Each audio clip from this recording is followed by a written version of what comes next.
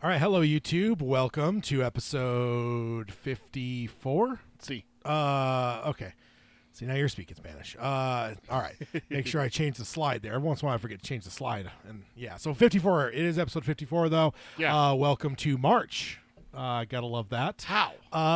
I don't know, but it is. It's because that freakishly short February. That's what's to blame. So, let's go ahead and hit the intro and get right into it. Got a lot of stuff to cover today.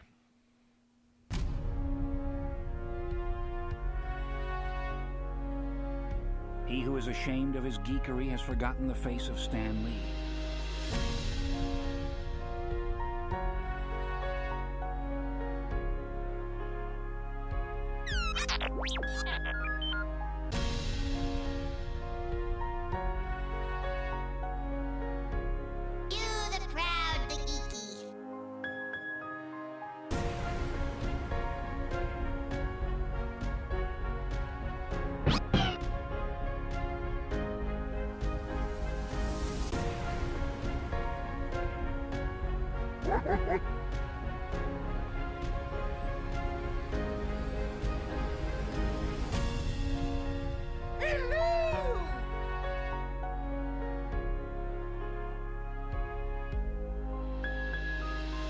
This is the podcast, Geekery Abides. Hello and welcome to Geekery Abides, episode 54. And as we said in the pre-intro to the YouTube folks, we'll say to the folks on the podcast side as well, welcome to March. It's insanity. Yeah, three months in already, which is wild. And the way this year is looking when it comes to movies, shit's already starting to pop. Holy cow. So the strikes were miserable to get through for those year and a half or whatever it was that we've been fucked over on a very light release schedule. But these next 2 years are going to be the log jam breaking. Yeah, and it's not just movies either. We got series after series coming out too. I mean, 1923 just started back up. Daredevil starts up again this week. Yeah, got my shirt to celebrate we're on the eve of Daredevil Born Again. Which, it's just like... I mean, we've been covering a lot of stuff over the couple years we've been doing, which I also realized we just passed our anniversary, too. Did we really? February, right? I thought about it, in between our... Because, February 11th. So hey. we where were we at? 2 years? The 11th. So I guess we had an episode on the 15th. So it would have been between our John Williams episode and our Captain America episode. We hit our... 2-year anniversary? Is it 2 or 3? It's only 2. 2023. So 2023, all of 2024, and all of 2025 was what the schedule's all the way through the end of this year that we've got on my list right now. So just hit our 2-year mark. Dawned on me or I think it was the day after we recorded. I was like, and then I didn't go to look at the date, but I knew February was our start time. I just didn't look it up. I'm like, God damn it, we forgot to look. That's all right. I don't have it on my calendar like I do with the other shows. Yeah. So that's what I probably got to do. But let's go ahead and jump on over to the emails. If you want to contact the show, of course, subscribe, and ring the bell for notifications on the YouTube side. On the podcast side, subscribe, all that kind of stuff. Leave reviews, ratings, all the stuff that they allow you to wherever you listen to podcasts. We definitely appreciate that. But the email side, if you want to email the show, you could email either of us directly. We do every other episode on these, and this is Peter's episode. If you want to email Peter, it's peter@geekeryabides.com, and I do the odd episodes, and it's Tad, T-A-D-D, @geekeryabides.com. Email either of us directly at any time. Give us any feedback, responses, whatever. For instance, top 10 lists. The next episode, is my top 10. I announced it last episode. Top 10 comic book movie castings of all time. So that'll be a fun one. I don't know if you movies or series. Did you see the picture I put on there? Did you when you were? Oh, I guess you don't see it, do you? Of Longlegs? No. For the next one. For the next one? No, but I can go look real fast. Give me just a second. But that's, I mean, and when you ask the question, it's yes, series, movies, castings. Just what live action people have been cast into comic book roles that were absolutely It's Xavier. I mean, he's the poster boy for it, right? So, but if you want to email the shows, from the list for next episode, send that over to me, TADD@geekeryabides.com. But let's jump on over to watching, reading, play. Oh, that is the wrong pedal. There we go. My thing shifted on me there. All right. So watching, reading, playing. We're going to try and speed this up a little bit because I know we have a lot to get to this episode. So I've been watching Harley Quinn season 5 is still weekly.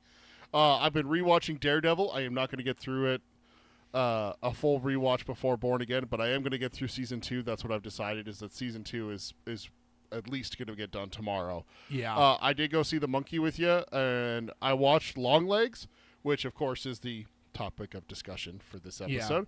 1922. You watched it with your wife too, right? I sure did. Okay. 1923 season 2 started last Sunday, so episode 2 drops tomorrow. And then my wife has started watching Parks and Rec again, which means that I watch Parks and Rec again when we have nothing else that we feel like watching. I do love that show. It's such a good show. It's a good one. Reading, I finished the Dark Tower series. I don't know if I couldn't remember if that was last episode that I finished it before the episode or if I finished it right after, so I just put it on here just in case. Yeah. I did a reread of The Dead Zone, and then I'm currently listening to a new book called American Predator about a serial killer that I've never heard of who's from Alaska, which is interesting because I know how much Tad likes Alaska.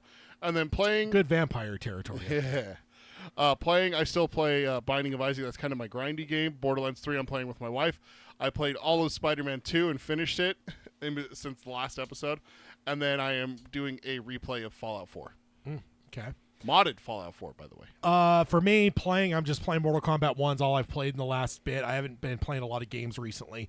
Reading, I read The Dead Zone along with you for our Patreon for our other show. Yeah. And then now I'm diving back into starting Return of the King. I mean, of course, it's a reread. I haven't read it in 20-something years, but either way, listening to the Andy Serkis audiobook, which has been really good. So I finished the Two Towers just in time to go to the Dead Zone for our show, and now I'm able to pick back up and dive on into Return of the King. Yeah. So, which means that most likely my first watch of the Lord of the Rings movies is coming on the horizon. Yeah, probably coming down the pike pretty quickly. I haven't watched them. I think it was 2011 last time I watched somewhere around there. Yeah, so it's been a long time. And then watching, we went and saw Hard Eyes after our last episode. Yeah, with Hayden, that was a lot of fun. Saw The Monkey in theaters. And then I've been watching Cobra Kai. The final season is completely out now, so I'm watching through that. Watching The Reacher on Amazon. The third season is now out. Sadly, it's not dropped all the way though, so there's like 3 episodes they dropped, and it's week to week beyond that, so that sucks. And then Severance on Apple. Been binging through that too. Nice. So, let's dive on over to the news then. Yeah, it's got a lot of news. Unfortunately, starting with some sad ones here. Obviously, Gene Hackman just passed away. Still a lot of uncertainty as to what happened there. A lot of crazy stuff, but I mean, Gene's just a legend. Of course, Lex Luthor and the Superman movie Unforgiven is one of my all-time favorite movies, period. I mean, he's got a million movies. I mean, Hoosiers. He was in Unforgiven, wasn't he? Yeah, I mentioned that. Oh, did you? Okay. Yeah, because that's one of my all-time favorite movies. Maybe my favorite Western. Clint Eastwood, Morgan Freeman, and him. Yeah. Yeah, and like he was in Replacements, one of the best Replacements comedy like football movies. I love that movie. Hoosiers. I mean, he's been in a million movies. Yeah. He's an absolute legend. So definitely sad to hear. Both he and his wife died. Nobody's sure exactly how that all happened. Yeah. But definitely sad. And a dog. One of their 3 dogs. Yeah. One of the 3? Yeah, 2. It was in a kennel. Yeah. The other 2 were, so it was probably a younger dog that was being kennelled, and so no idea on that. But unfortunately, good night, sweet prince. Indeed, thank you for hitting that. I didn't have my button moved over to the new show here. And then this one you're more familiar with. I am. Michelle Trachtenberg. Yeah. This one I do know. I've been basically seeing that she's been having some medical issues. She had a liver transplant. Yes. And it sounds like it didn't take, and that's what caused her to pass away. I will say it is unclear. There's something that I was sent by my sister because me and her were both big Buffy the Vampire Slayer fans. The family did elect not to have an autopsy, so it will never be clear what caused her death. So yeah, but I saw some stuff there, saying that there was a liver replacement within the last year. So there is severe speculation that it is and complications. she had to posted that. some stuff online, apparently, Yeah. kind of like the Chadwick Boseman, where she didn't look great, and Yeah. people were like, "Oh man, are you like eating?" And like, Yeah, it's like, kind of you one of those okay? things where people Yeah. are being a little bit shitty in some ways, where it's like you don't understand the story. Yeah. Because like Chadwick, people are like, "Dude, what the fuck's up with this guy? Why does he Yeah. look like that?" And then he dies, and you find out, oh, he was terminally. He was, he had cancer. Yeah. So that is one thing. How big is she in Buffy? Because that's her she's- biggest. I mean, she's she's got a number. huge. She's got some other things that she's done. But that's, Harriet the Spy is a big one from any '90s kids that watched that. yeah, but this is her. I mean, she was a huge part of Buffy. She came in the tail end of the 4th season and was a major character through seasons 5, 6, and 7 seasons of the would show. she have been in the revival? Absolutely, probably. Yeah. She's Buffy's sister. Oh, okay. So I mean, she plays a titular role in the series. Buffy has very little family. Her mom's a single mom, and then her sister gets introduced. So okay, that's it. That's Buffy's family is Yeah. those two. So Yeah. absolutely would have been most likely. I mean, it barring the health, obviously. Yeah. It's a Oh, question of who's going to come back with like the after all that news and everything. Yeah. And to have this happen like a week later, it's so tragic. yeah. Also, And young, 39. scary as hell. She's the same age as you. She was born in October of You too, 85. Yeah, right? a month before me. Yeah. So just like terrifying that she's Yeah. Oh, she's right in between us because you're September. She would have been October and I was November. Yeah. So it's just like But your birthday's passed too, so you can't act Yeah. like you're not 39. No, now. it's terrifying. That's the part that got me is that she's the same age as us. You always like to make fun of So, me. Yeah, you are older. because my birthday's a couple months before Yeah. yours. So Old man. that few months you always beat the hell out of me Yeah. because I'm older. So which is going to be even worse this year. 40. Yeah. The old fart. I do think we need to have some kind of soiree. Oh, me just and a you, yeah. joint thing. So, Absolutely. Yeah. But for Michelle as well. Good night, sweet prince. Yes, indeed. Yeah. Yeah. Fucking Walter. Of all the shit he said, at least we got that we Oh, can yeah. use that's like somewhat positive. Most of his shit's just Not. I love him so much though. He's my spirit animal in some ways. Like, he's just Being an asshole with this. You're not wrong, Walter. You're just an asshole. if I had a nickel for every time you said that, I'd have a shitload of nickels. Yeah. You're not wrong, Ted. You're just an asshole. You said that to me a lot over the years. I have. And then next up, getting into the happier things, which is always tough, but we've got Oscar Nunez is returning to play Oscar in The Paper. The Paper is the Office follow-up. Oh, right. Okay. And so, yeah, Oscar from Dunder Mifflin is Nice. going to be in the show. No telling on how this is going to work. They have been saying that this is in the same universe, and it's basically the same film crew. They just found another thing, and it's a newspaper company or whatever. So, but the one thing they made clear is he's not a series regular, so chances are it is just like a crossover. Like guest appearances yeah. and stuff. So, Yeah. that's pretty interesting. That's cool. Going on to the next one here, House of the Dragon season 3 is allegedly going to be starting with a huge, not even allegedly, this is confirmed, is starting with a huge battle. All right. A battle that is called one of the bloodiest in Westeros history. Ooh. So, You have my attention. I mean, I've seen the Battle of the Bastards, so yeah, so this Battle of Blackwater. So HBO head of drama series Francesca Orsi says, I'm really excited. I think you're going to be in for a great surprise on how we start the season with an exciting battle. I don't think we've had time at this point to do what it would have achieved now this season. Basically, because people are complaining, why didn't this battle happen at the tail end of last season? It's just so massive. We needed time to build it. No spoilers. I didn't really look it up or anything, but it is called Battle of the Gullet. And again, it is widely regarded as one of the bloodiest battles in the entire pantheon of Game of Thrones, and one that are in the Westeros, and one that'll probably define the rest of the series. the whole the Dance of the Dragons. So Yeah. kind of in my mind, I think like midway-ish type thing, where it's like you kind of define everything pretty early, right? Like doesn't mean the war ends, but it's like it's It did at that point. It's just a matter of getting to the finish. yeah, exactly. So that's pretty exciting. That's an exciting thing to learn Yeah. from the head of drama at HBO. Next up, we've got Colin Farrell talking about Penguin season 2. Why he wasn't in the first season? Colin told Variety when he was asked about season 2, quote, I don't want it, but I don't not want it. We all left the ring. We left it all in the ring after those 8 hours. I would hate to, just because of a quote unquote success, have to go in again just for it to be a diluted version of what people seem to feel that it is.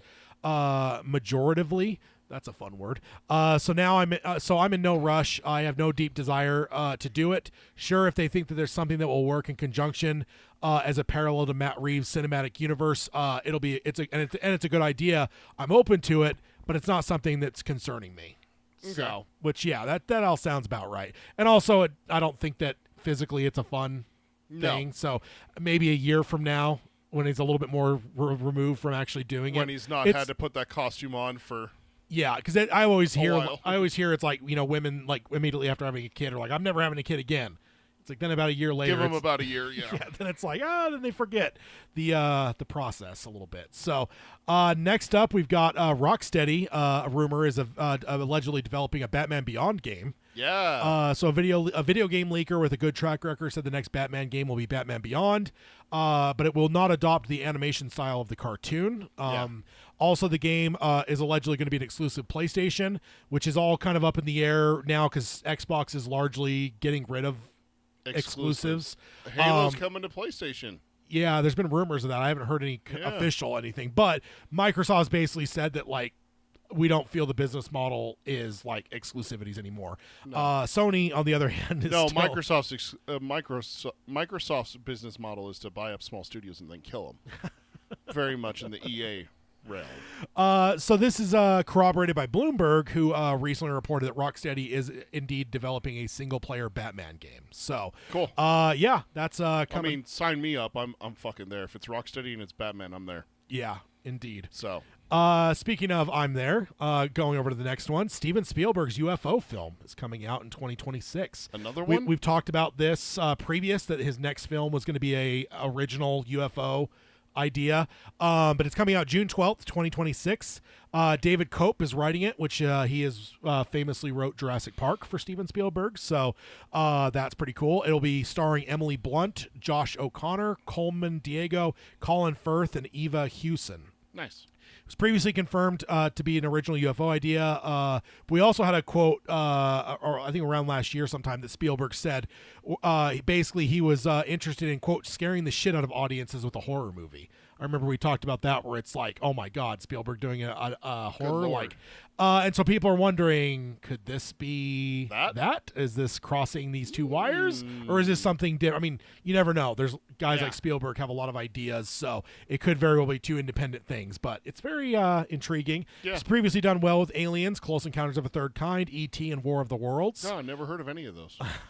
So, of course, my first thought is I sure hope Johnny is doing some scoring for said film. I mean, so it's the point where you can't assume anymore. No. So the man's what, 90? He just turned 93. I think. So yeah. So yeah, up there in age for sure.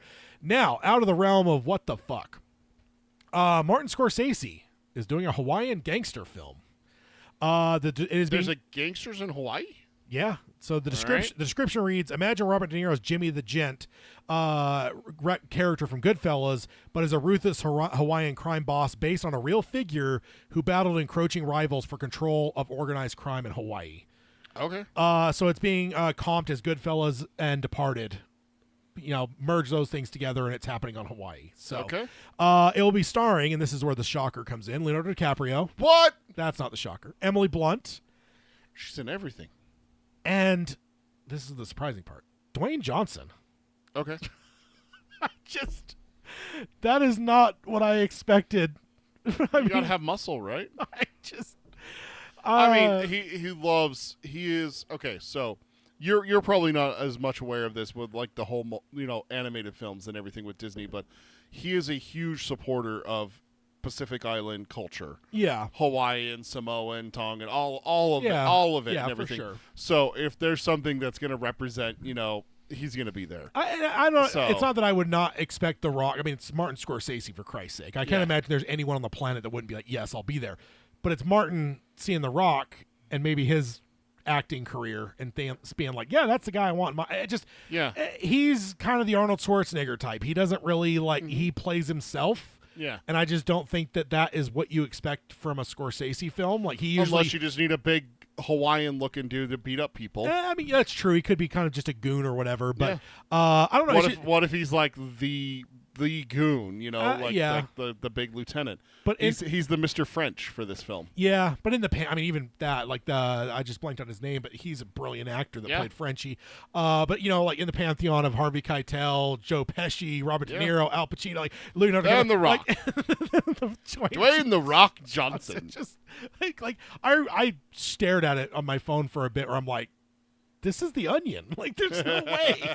Like, but it's and I'm not shitting on him. I'm not the biggest fan of his acting. You know, but it just and he does what he does, right? But yeah, it's just not who you'd expect. For a Scorsese film. But hey, Scorsese gangsters. I'm that's there. The thing is, like, you know, just trust the process, right? Yeah, I'll be there for sure. Exactly. So, next up we got the rumor that Christopher Nolan wanted Robert Downey Jr. to play Poseidon in the Odyssey. Oh, that was the role that he wanted, because apparently, of course, Robert was quite busy and will not be able to be in the Odyssey. I wonder what he's busy with. Is he doing another lawyer film, or what's going on? But yeah, so he's too busy with the Marvel stuff, but that was allegedly the role he wanted. But another part of this leakers report is actually somewhat interesting. Nolan is intending to hew very close to the source material, so if you want to go read the Odyssey, it doesn't sound like there's going to be a lot of liberties. And also, he's determined to use as many practical effects, real sets, and real makeup as much as possible versus CG. So how that works with some of these creatures and stuff that are in this story, I mean, they're just gonna have to go capture the real ones in a minute, you know. Go get the real go Cyclops get some mermaids, and, you know. Yeah, mermaids and what is it, Hydra, like all kinds of crazy ass shit. So, that's fun. Next up, we've got details on the scrapped Channing Tatum Gambit film. Yeah. So this is the one that was in development, you know, tail end of most of the last decade, and then it kind of died around 2019 when Marvel was bought bought Fox. Fox was bought by Disney. Nothing to do with Marvel. Right. Channing Tatum spent a decade or more trying to get a solo Gambit film off the ground, and now Lizzie Kaplan, who was set to be a co-star, is revealing what the film would have been if it had ever got off the ground. So also Lizzie Kaplan played Annie Wilkes in the second season of Castle Rock, which I still haven't watched. She's pretty incredible in that. So Kaplan said it was a really cool idea. It was kind of odd that it got scrapped. Those movies never seem to get scrapped, but this one did, which that's true. We got down on the road and we were going to shoot. I think there was a start date, and I had a meeting with Channing, and there was a couple different, and then she goes off and then says, we had a director, but then we didn't. But then I had multiple meetings with Channing and other producers. They wanted to do like a 1930s style screwball romantic comedy set in this world, which would have been really fun. Now, me and romantic comedies don't necessarily get along, so. Sure. I mean, I'm not a Gambit fan either. No, you hate Gambit. I don't know why, but you hate Gambit. What's his name again? Remember the name. You know, I will say that sounds interesting, though. I mean, not that most modern people have probably ever seen a 1930s screwball comedy. Right. But I don't know. Would have been refreshing, you know, like all these people that say they want, you know, individual things, not just the same thing copy and pasted. Unique things. That's what I meant, not individual. Yeah. But they want these unique things instead of just the same things over and over again. That would have been a nice palate cleanser, you know? Yeah, for sure. I mean, that's why Deadpool caught so many people by storm, is because it was so fucking funny. Yeah, for sure. Next up, why Spider-Man is not going to be in Daredevil Born Again? Any guesses? Sony. So Marvel's head of TV, Brad Winderbaum, which just go ahead and remember that because we're going to be hearing from Mr. Winderbaum quite a bit in this episode, said in an interview, I'm not really sure exactly what the rules are, but I think Sony has the long form television rights. I don't know if that means he can show up at all. I know you can do like 30-minute animations, I think, which I certainly hope so, because you just did with was it Friendly Neighborhood Spider-Man. Yeah. So basically, he's not in Daredevil Born Again, nor will he ever appear in any Disney Plus show because Sony is fucking trash. So, hold on. For Sony, they deserve that, you know. Like, come on, man. Yeah. Next up, Spider-Man 4 has been delayed. We're not off to a great start here with Sony, Ted. By 1 week. Motherfucker. So it's now coming out July 31st, 2026. So I wanted to play it up a little bit. We got a delay. Son of a bitch. I'm gonna torment you a little bit. So I wanted to I had a calendar I found. So Thunderbolts, May 2nd, 2025. Fantastic Four: The First Steps, July 25th, 2025. Avengers: Doomsday, May 1st, 2026. Oh shit, that's next year? Yeah. Oh damn. And then Spider-Man 4, July 31st, 2026. Wait, so we only have 2 movies before an Avengers movie? Yeah. We don't have an Avengers. What do you mean? Well, there's a lot of TV between us and them too. So I thought Bob Iger's dialing back the TV. well, I mean, we've got some stuff that's already in the down the pipeline. Like what? So, Wonder Man is coming out in December. We're going to be talking about that in just a second. Okay. So, God, there's more. I don't have a calendar in front of me for the TV. I'm gonna go find one. And then Avengers: Secret Wars, May 7th, 2027. So that's the calendar that we're seeing here. So, next up we've got some rumored Spider-Man 4 details. I'm intrigued at what you're going to think of this. Okay. So this film has gone through the whole process here. At one point, apparently, this is supposed to be an Avengers level film with a large thing, potentially other people showing up. But now it seems that everything has been refocused, and it's now to be strictly focused on Peter. The leaker says that it's going to be a fresh take on the character that takes Peter into uncharted waters. Also, it's going to have a completely new supporting cast, including a new love interest, and Zendaya's part will be very minimal. Ooh. Basically because of the way the last movie ended. Yeah. Also, he's going to be in college, which is how we're going to catch him with his new group of friends, like his new people around him. It's how they're going to be revealed. Also, allegedly, the villain is one that has never been seen in live action before. So, that's interesting. His rogues gallery is there's quite extensive. Yeah, there's not a lot that hasn't been in live action before. So that means no Goblin, no Venom. yeah, no Electro, Sandman, Electro, Mysterio, Dr. Octavius, yeah, Rhino. yeah. Who is I'm trying to think of who else we had. There's a lot though. That wipes out a good chunk of the rogues gallery. between 6 movies, And also Craven. Look at the spin-off shit. Yeah. You're not going to have Craven because he's had a live-action movie. So, pretty wild. I think the thing that's kind of shocking people a little bit is the whole new support structure. I think there were some people that were kind of wondering if he would just kind of be able to find his way back to Ned and MJ early enough in the movie that they're kind of whatever. But I mean, it makes sense. I mean, we already know that there's been a lot of casting rumors about young blondes potentially. There's been some Black Cat rumors and stuff. So that the love interest part doesn't surprise me, but the whole support group potentially, because we've also heard the rumors that Peter's going to be kind of just on his own. Right. Friendly neighborhood Spider-Man. Yeah, and then he'll be so isolated and stuff. So it'll be very interesting to see what this all looks like. That is interesting. Yeah. Did you find a TV list there? Not much. It doesn't look like there's much besides Wonder Man. Is Ironheart? Ironheart's this year. Yeah. Yeah. That's only like June. Apparently, there's a Nova series in production. To be continued on that. So next up, let's go on over to the Wonder Man. We got some Wonder Man details.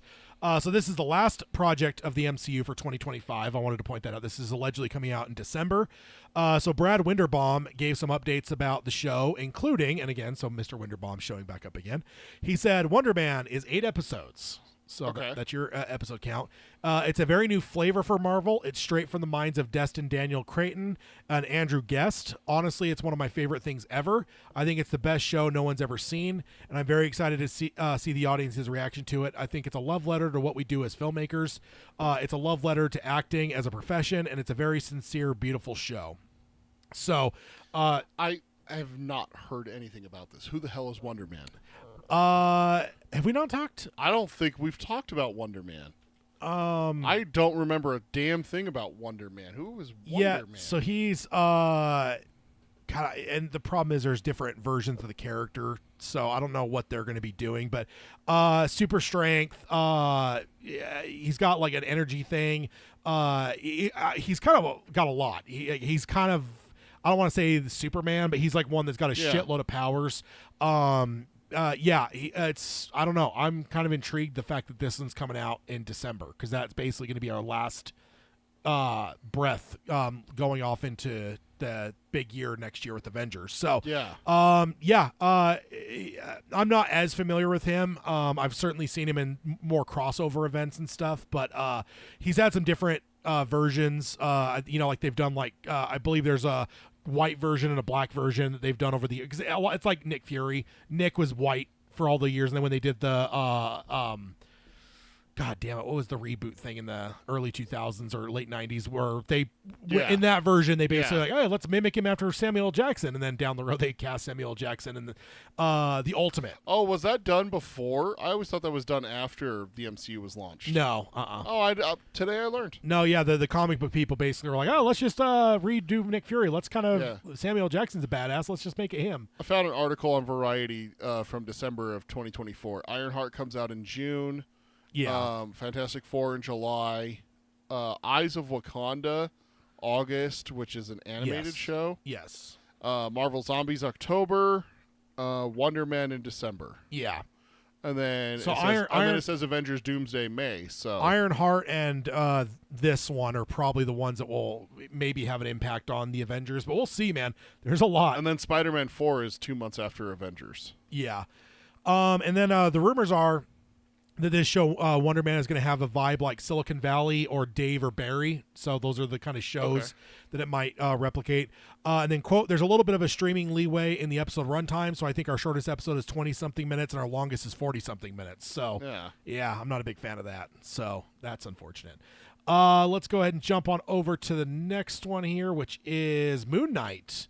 Will return, but not in season 2 of Moon Knight. Where's he coming back? So Winterbaum again. I think it was the press stuff for Daredevil Born Again because he's in charge of the television stuff. He says, so I think Marvel Television has happened in waves. I think Moon Knight happened in a wave of shows that were going to establish characters that would tie into the future. And moving forward, our priorities have shifted. We're making shows as shows that can exist as annual releases, more like traditional television. I'd love to see Moon Knight season 2, but there are plans for Moon Knight down the road. So kind of more of a shutdown that we're probably not going to see in season 2, but we're going to see him again. Yeah, this is not the last time we saw Moon Knight. Yes, exactly. Good, because I fucking love Oscar Isaac's Moon Knight. Yeah. And then next up, the Marvel television realm has put a bunch of shows on hold. None of the shows were ever greenlit, but were in development, and they may have happened at a later date, or they may still happen at a later date, but no time soon due to the shift in how Marvel is doing television going forward. Right. It's reflective of more of traditional television where they start development of shows, of a lot of shows, and then greenlight only some of them. So traditional television. The shows that are on hold, and that whether that means they ever come back or not, who knows, is Nova, Strange Academy, which I think we only learned about very recently. Yeah. And then Terror Inc., which is one that I don't think anyone had heard about until this. So, in terms of nobody knew this isn't like one that they had been announced or anything. So, but yeah, that's those are all on hold. So, this is an interesting one. Concept art. The concept art is for Marvel. Just posted some stuff on his website. Like, I was literally working on it when you came into the office because this all just came out today. Oh, okay. And this is like, I don't go into like there's like Marvel leaks and like subreddit. I'm not into any of those. This was like posted on Marvel. This is on like the dude's website. He posted it, and I don't know if it's still up or if he pulled it. But this is some concept art he released. The reason I wanted to share it because I think some spoiler stuff, like I like the speculation, but spoilers whatever. But this kind of feels to me like it might be like guerrilla marketing. Like Marvel telling them, like, throw some stuff out. Let's chum the waters a little bit. Yeah. So I do want to let's get people talking. Yeah, and oh boy, will we? Okay, because this stuff is very exciting. So let's jump on over to it. MCU's concept artist reveals a bunch of artwork for Avengers. Is that Victor Von Doom or is that the gorilla guy from Black Panther? Oh, that's Doom. Like he looks big. Yeah. So yeah, that is indeed Dr. Doom. Very cool. This just makes me fucking excited. Like this is badass.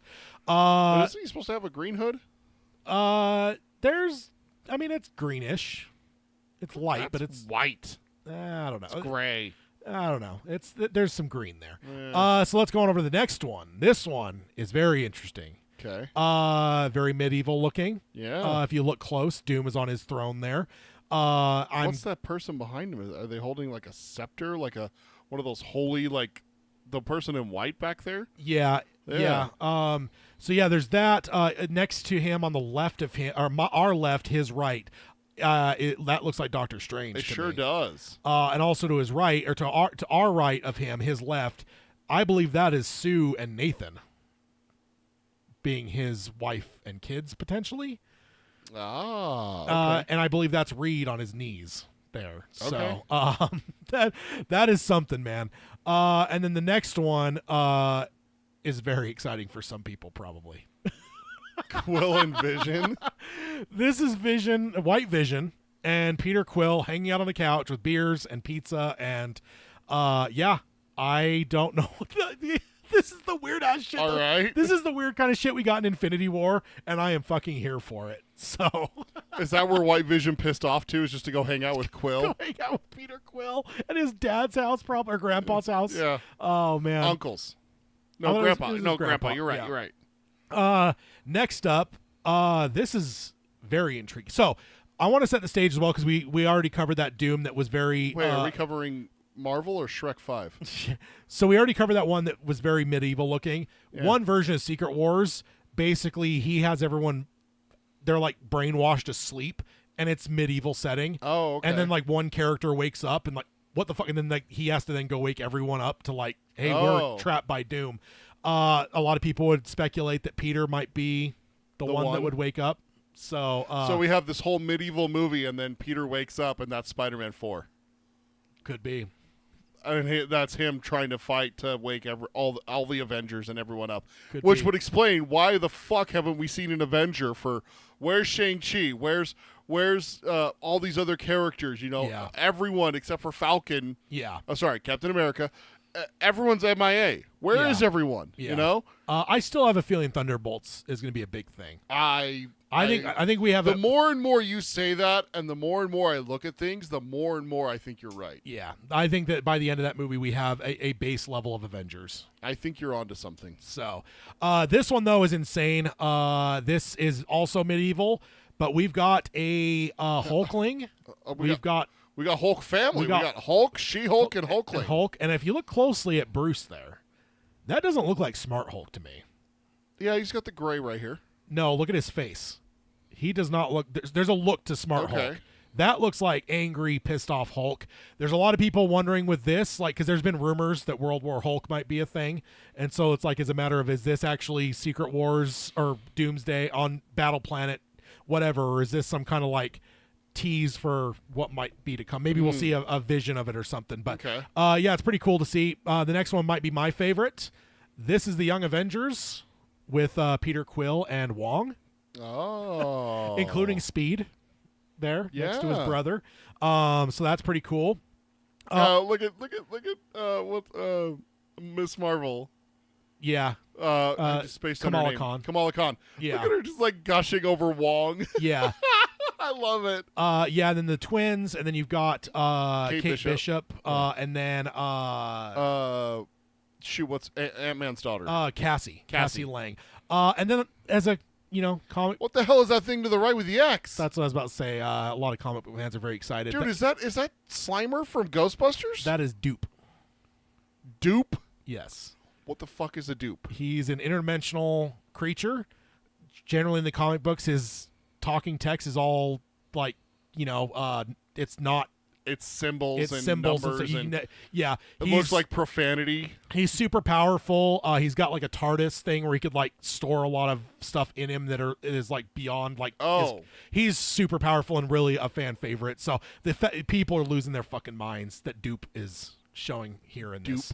And again, concept art isn't always exactly what you see in the film. Why is Peter Quill all of a sudden popping up for Young Avengers and White Vision and everything? What the hell is going on with Peter Quill? And then the next one here, there's been some speculation because this is this is a Black Panther. There's some people wondering, is this a recasting of T'Challa? But there's also some people wondering, is this artwork he's done for Black Panther 3, where there's been some rumors that T'Challa's grandfather might be shown, and there's been a lot of rumors that Yeah. Denzel might be in Black Panther 3. Oh, so okay. are we going to see a younger version of Grandpa Panther? Yeah. And then flash forward to like Shuri and stuff, and you've got Denzel to play Grandpa. That I don't know how he'd be back, but Yeah. would be back. So, and then the last one we got is him suited up. So pretty cool.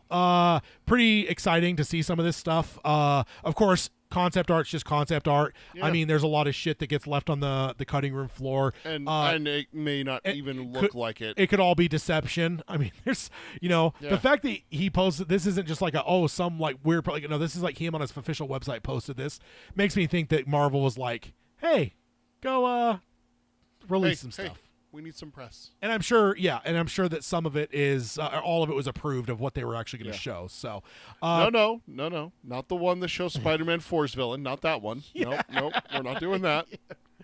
Yeah. No. We're not going to show who dies in Daredevil. No. I am excited. Next up, moving over to the next story here with the rumor, Kang will return. But the part of this rumor is, there was part of this rumor I ignored last episode because there was a rumor that broke that basically said that Kang was going to be returning and that Marvel was potentially open to Jonathan Majors returning. And I didn't buy that for a second. Yeah. Like, there's no way you go through everything you went through to then be like, oh, we're open to you come no. So I ignored it last episode. And then this one, now this is coming out basically saying that Kang would be back, but it would be recast. So I'm like, that's more believable to me. Yeah. So the rumor is he will return, but likely very briefly, probably long enough to get killed off. So probably have Victor Von Doom type thing to kill him off.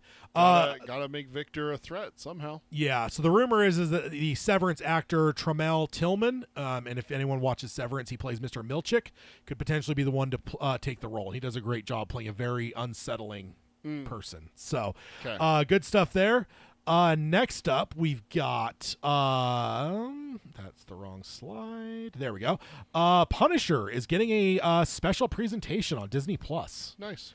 So after Born Again, it seems Punisher will be getting his own special presentation on Disney Plus. Think of that like the Guardians Christmas thing. Like, it's not crazy. It's like, it is almost a movie, but it's not like, it's certainly not a whole show or anything. Yeah. But not only will Bernthal be returning to star, but he's going to be co-writing the script. Awesome. So that's pretty cool. Nice to see him kind of flex out a little bit and do something besides just, kill people. Yes. Brad Winderbaum, back again, says, quote, it's like a shotgun blast of a story, but it's also has all the pathos and emotion that you'd want out of a Frank Castle story. It's so exciting. I love that he used shotgun. Yeah. And then Winderbaum went on, Bernthal is a generational actor. He's incredible. What he brings to all roles he plays, but particularly Frank Castle. And he's a great writer. He knows the character inside and out. Also, I love Punisher, but I love John's Punisher in particular. The idea that he's in the MCU and can bring that greater universe, bring that to the greater universe, especially the more grounded street level stuff, is a huge opportunity. And as a fan, I'm great. As a fan, the greatest thing ever. That's awesome. Yeah, that sounds cool. And yeah, more John, more Punisher. Yeah, absolutely. Just give us more Punisher. We were talking about this yesterday, and maybe this is a good time to talk about it. Where we stand with the Netflix Marvel shows and what we would like to see. You gave yours, and you just want to recap that a little bit real fast? Yeah, I have no problem. I mean, I think the only thing I really didn't like with the Netflix stuff was Iron Fist. And I think that some of the problem was writing, but I also just think the actor never felt as good as any of the other actors in those shows. He felt like kind of a wet noodle at times. So, like, there's part of me that's like, if you're going to revive this stuff into the MCU, it's in an awkward spot where it's like anyone else of that Netflix ilk, I think, bring them all back. That's incredible. But with him, it's like, unless you think that he can like do better, and maybe it wasn't just him as an actor, but the writing was that bad that it just drug him down. But for me, like, I would love to see Luke back with the same actor, John playing Punisher, Jessica Jones, and of course Daredevil. I'm fucking over the moon. I mean, we got him. We got him back. Yeah. So I can't wait for. It's just a matter of who else do we get back, and that's the question. Well, there's rumors flying around about. Is it Kristen or Christina? Christina Ricci? No, that's not the Ricci. chick from Ritter. Yeah, Kristen Ritter. Kristen Ritter. That's it. Reese is the one from Casper. Yeah. Casper. Yeah. But Ritter is rumored to have been in New York and Yeah, but Daredevil. that sadly- it's a rumor, and Well, everything. no, like that. she was in New York. She was also filming something else, right? No, so she was in New York. She was seen landing at LaGuardia, I believe, and it blew up the internet because that's the other part is I don't know if I have it anywhere, but basically yesterday production started on season 2 of Daredevil Born Again. Yes. So everyone was like, "Oh my God, she's in New York! Like she's going to be in season 2." Yeah. But then it was announced like 6 hours later that she was cast in the new Dexter show, which is also filming in New York. So I don't know. Not to say that means that she's not going to be in Daredevil, but Right. I would not hold my breath at this point. Yeah, and so it's just like we got kind of excited about that, hoping, and everything. But I know that you all and I were talking also is like, where did we taper off? Because both of us were just kind of like after Daredevil season 3, it's kind of like, well, what's the point? Somewhere in 2019, I think, is when they announced that like it was all dead. It was close-ended. Mm-hmm. We're going to release what we've got. And I think they had finalized all the seasons that came out, but it was a matter of like, we're not renewing for season 4 of Daredevil and all this kind of stuff. So like, I don't think I saw the 3rd season of Jessica Jones. I never watched any more Iron Fist. I didn't even finish the 1st season. I couldn't. I didn't watch the last season of Punisher. I didn't watch the 2nd season of Luke Cage. There was a bunch of that final wave of stuff. I was just like, What's the point? If this is close-ended, then I don't care. But I am now actually debating going and just watching it all. Yeah. So, and it just was, well, one of the big things is that we just felt like, I mean, I shouldn't speak for you. I felt like it's like, well, I know that they're not going to get a good ending because I watched the 2nd season of Luke Cage and it left on a cliffhanger. And so it's just like, do I want to go watch Jessica Jones season 3? Yeah. And I think I did end up watching Punisher season 2 just because I love Bernthal's portrayal of Frank Castle. Oh, Punisher, you mean? Yeah. What did I said say? Daredevil. Sorry. Punisher season 2. I think I remember watching it because I think I remember what happens, and so it's just like, I've forgotten season 2. I forgot that Hadley from Shawshank, like he shows up and like testifies for him. And like as the season was progressing, as I was rewatching it, I was like, I completely forgot. But then it was before the reveal. I remember being like, "Well, who the fuck is behind it?" I'm like, "Oh my God, I'm a fucking idiot." I'm like, "It's fucking and Clancy Brown." I'm like, "Of course it's fucking Clancy Brown." And then like an episode or two before the reveal, it finally dawned on me. But yeah, memory was terrible. I couldn't remember because it's like you're not just gonna like pull someone out of nowhere. It's got to be someone. Yeah. And it's like so I'd forgotten that. Yeah. To my shame. Honestly, I did too. I watched the episode today where Frank gets out of jail. Oh, yeah. With Fisk and everything like that. And I'm like, where's he going with this? What's he? Oh, right. I did the same thing. I was like, oh, right. So I remember. So I'm glad I didn't mention that talking point yesterday when we were hanging out. Because I had that thought where I was like, I completely forgot that fucking Clancy But Brown it is going to be an interesting thing seeing going forward with Daredevil Born Again what else comes from the Netflix Marvel stuff, what comes in. So I don't have it on a slide. I don't know what Marvel's doing to me. What? The official Marvel Studios posted a frame of Karen being killed in the comics. There's a famous thing where Bullseye kills her, and it's in a church. Matt's holding her in his Daredevil regalia, and it's the death of Karen Page. Like, it's a huge comic event. That's like Gwen Stacy dying. Okay. Why the fuck would Marvel Studios because drop I that? I think they are. You said it yesterday. What did you say yesterday about Karen? They're showing her a lot. Yeah. Right? Yeah. And you think that it might be her, and now this, and everything like that. It's foggy. I think it's foggy. Because then the other thing is Matt. Charlie Cox also said that the show starts on a very catastrophic, devastating note that defines the rest of the character. And I also saw something else somewhere that said that Frank gets brought in because Matt needs him because there's stuff that Frank can do that he won't. Yes. I'm like, what is that? And that's revenge. I think Foggy's done for. I think Foggy, and I think they're faking us out with the Karen stuff. Yeah, exactly. And you told me about this. I don't know if it was on the episode or if it was just in person, off air. That there was this whole big hoopla about not bringing back the actors that played Foggy. That was the last and episode. Karen. It was last episode. Yeah. And it's just like, well, how do you not bring them back? Like, you have to bring them back. But I did not catch. I rewatched the trailer the other day. I don't know how it just kind of slipped past me. What does Born Again mean? See, that's where, for me, it's like... So, it's the Marvel thing. There was truly a Marvel comic run called Born Again. They've pretty much confirmed they're not following that story. Okay. It's like Civil War, where it's like, it is Civil War, but it's don't expect what you saw in the Yeah, comics. don't expect the Superhero Registration Act or whatever it was called. And so they've already confirmed that, but it's the Marvel double meaning because Born Again, because now Daredevil is born again in the Marvel Cinematic Universe. So it's the double meaning. But also, if you watch the trailer, like really watch the trailer, you see like the helmet falling without a horn, and it's like there's a conversation between him and Fisk, and he's like, "Hey, congratulations!" Like I thought it was because him saying that he became the mayor. You think it's because he's running for mayor. Yeah. I guess it's kind of ambiguous with that, but also Matt stopped being Daredevil. Yeah. Why? Why did Matt stop being Daredevil? There Because is- someone died. There is that one clip where it's like a line was crossed. Yes. Have you? I think someone died. And So- I 100% think I have my note. I wrote a thing here. Daredevil trailer. Talk about Foggy Carey not coming back. I didn't catch that Matt stopped being Daredevil. I think the death is of Foggy, not Karen. And that is what brings back Frank and the devil, is that he has to stop Fisk again because he finds out that Fisk is the mayor or running for the mayor. Makes more sense. Yeah. And that's why the devil is born again. Daredevil's born again from necessity kind of thing. One of my favorite memes was that it showed like why did you stop? Because the line was crossed. And then the next frame, they showed him doing the walk of shame in She-Hulk.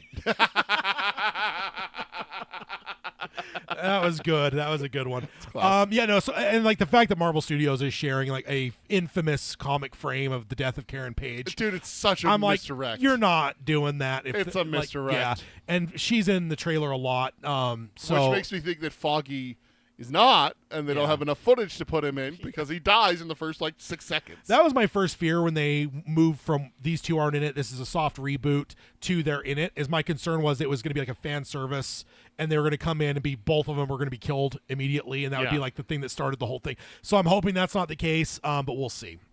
Speaking of Daredevil that just started shooting yesterday, Season 2, they have added a big cast member. Okay, Matthew Lillard has joined Daredevil. This dude's Born in Again. everything Dude, now. Yeah, he's having a complete career revival. I love it. So I have in big bold letters, Stu is coming to the MCU. So that's where he ended up after Scream, huh? I did see a separate thing. I did put a note that season 2 production kicked off yesterday. No word, of course, on who he'll play, but I am very excited to see Mr. Matthew Lillard. He was great in the Five Nights at Freddy's. Yeah. Scream, he's an absolute fucking legend. He's coming back legendary to that icon. too. So Coming back to that, and then he's Life of Chuck in a number of months here, and then we got him coming in Daredevil here. So love that. Next up, Daredevil Born Again is wasting no time for future seasons. Mr. Winterbaum, once again, says that is the plan. Season 2 will come out next year. Damn. And then hopefully season 3, and then season Infinity after that. So it sounds like we're not going to be waiting 2 to 3 years for this show. Again, when he was talking about traditional television, I'm like, does that mean that Every year? if Daredevil Born Again is now going to be, and the way he's sounding, this is not like we have a couple of season arc. This is like season 2, then season 3, then season Infinity after that. Like, sounds like this could be a long running show. Good. Thank God. And then in the rest of his quote, I think this world is extremely rich. There are many stories to be told on the streets of New York. Oh yeah. I mean, yes. Yeah, I mean, just hook it to my vein! and I'm going to unveil my new button. Make it so, number one. Make it so, number one. It might be on your board. I don't remember if I gave it to you or not. My board's full, so I don't think you did. Do you have more pages, don't you? No, well, I'm full. Oh, okay. Every single one of my buttons is full with something. Okay, well, I'm going to always give you more pages if we have So, next up, Daredevil Born Again, Season 1, is bringing Tony Dalton back as the swordsman. He was the swordsman in Hawkeye. He was incredible in Better Call Saul, one of my favorite parts of that whole thing. So, yeah, he will be extending his MCU realm, and he is going to be in, I don't know when he shows up or whatever, but it sounds like it's been confirmed that he will be in the new season. So, next up, we're moving over to Star Wars.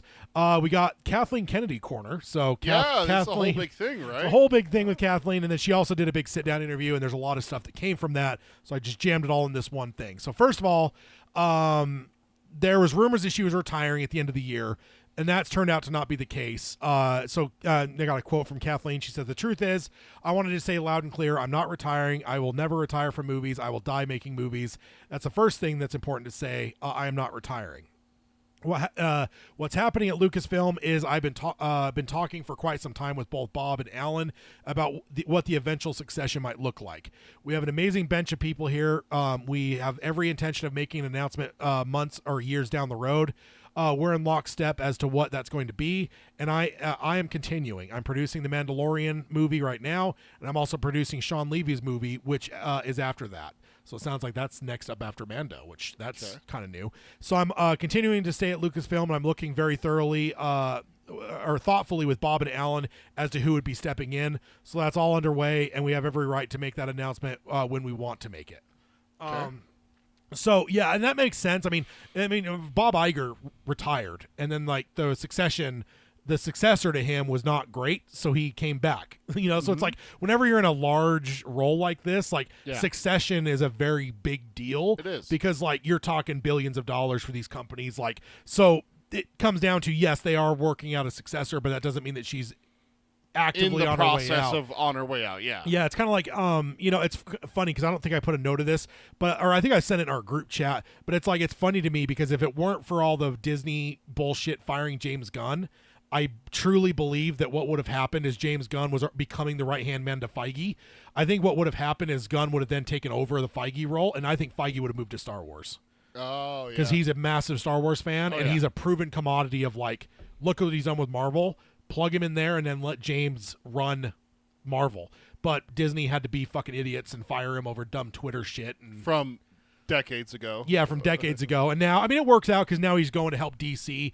But Good. it's just Batman. But it's just one of those things like, what could have been? Imagine James just being the heir apparent to Feige, and then Feige moving over to Star Wars. Yeah. Jesus Christ. So next up, we got about the Kinberg trilogy. I just blanked on his name. Simon Kinberg. So that was announced not too long ago. But he's the one that did. He was heavily involved in Rebels. Okay. And he did the X-Men stuff. He's done a lot of X-Men stuff. So Kathleen said, this is the next iteration, the new saga that moves us into the future, making clear that Kinberg's trilogy is a new saga, and then it's the next evolution of Star Wars.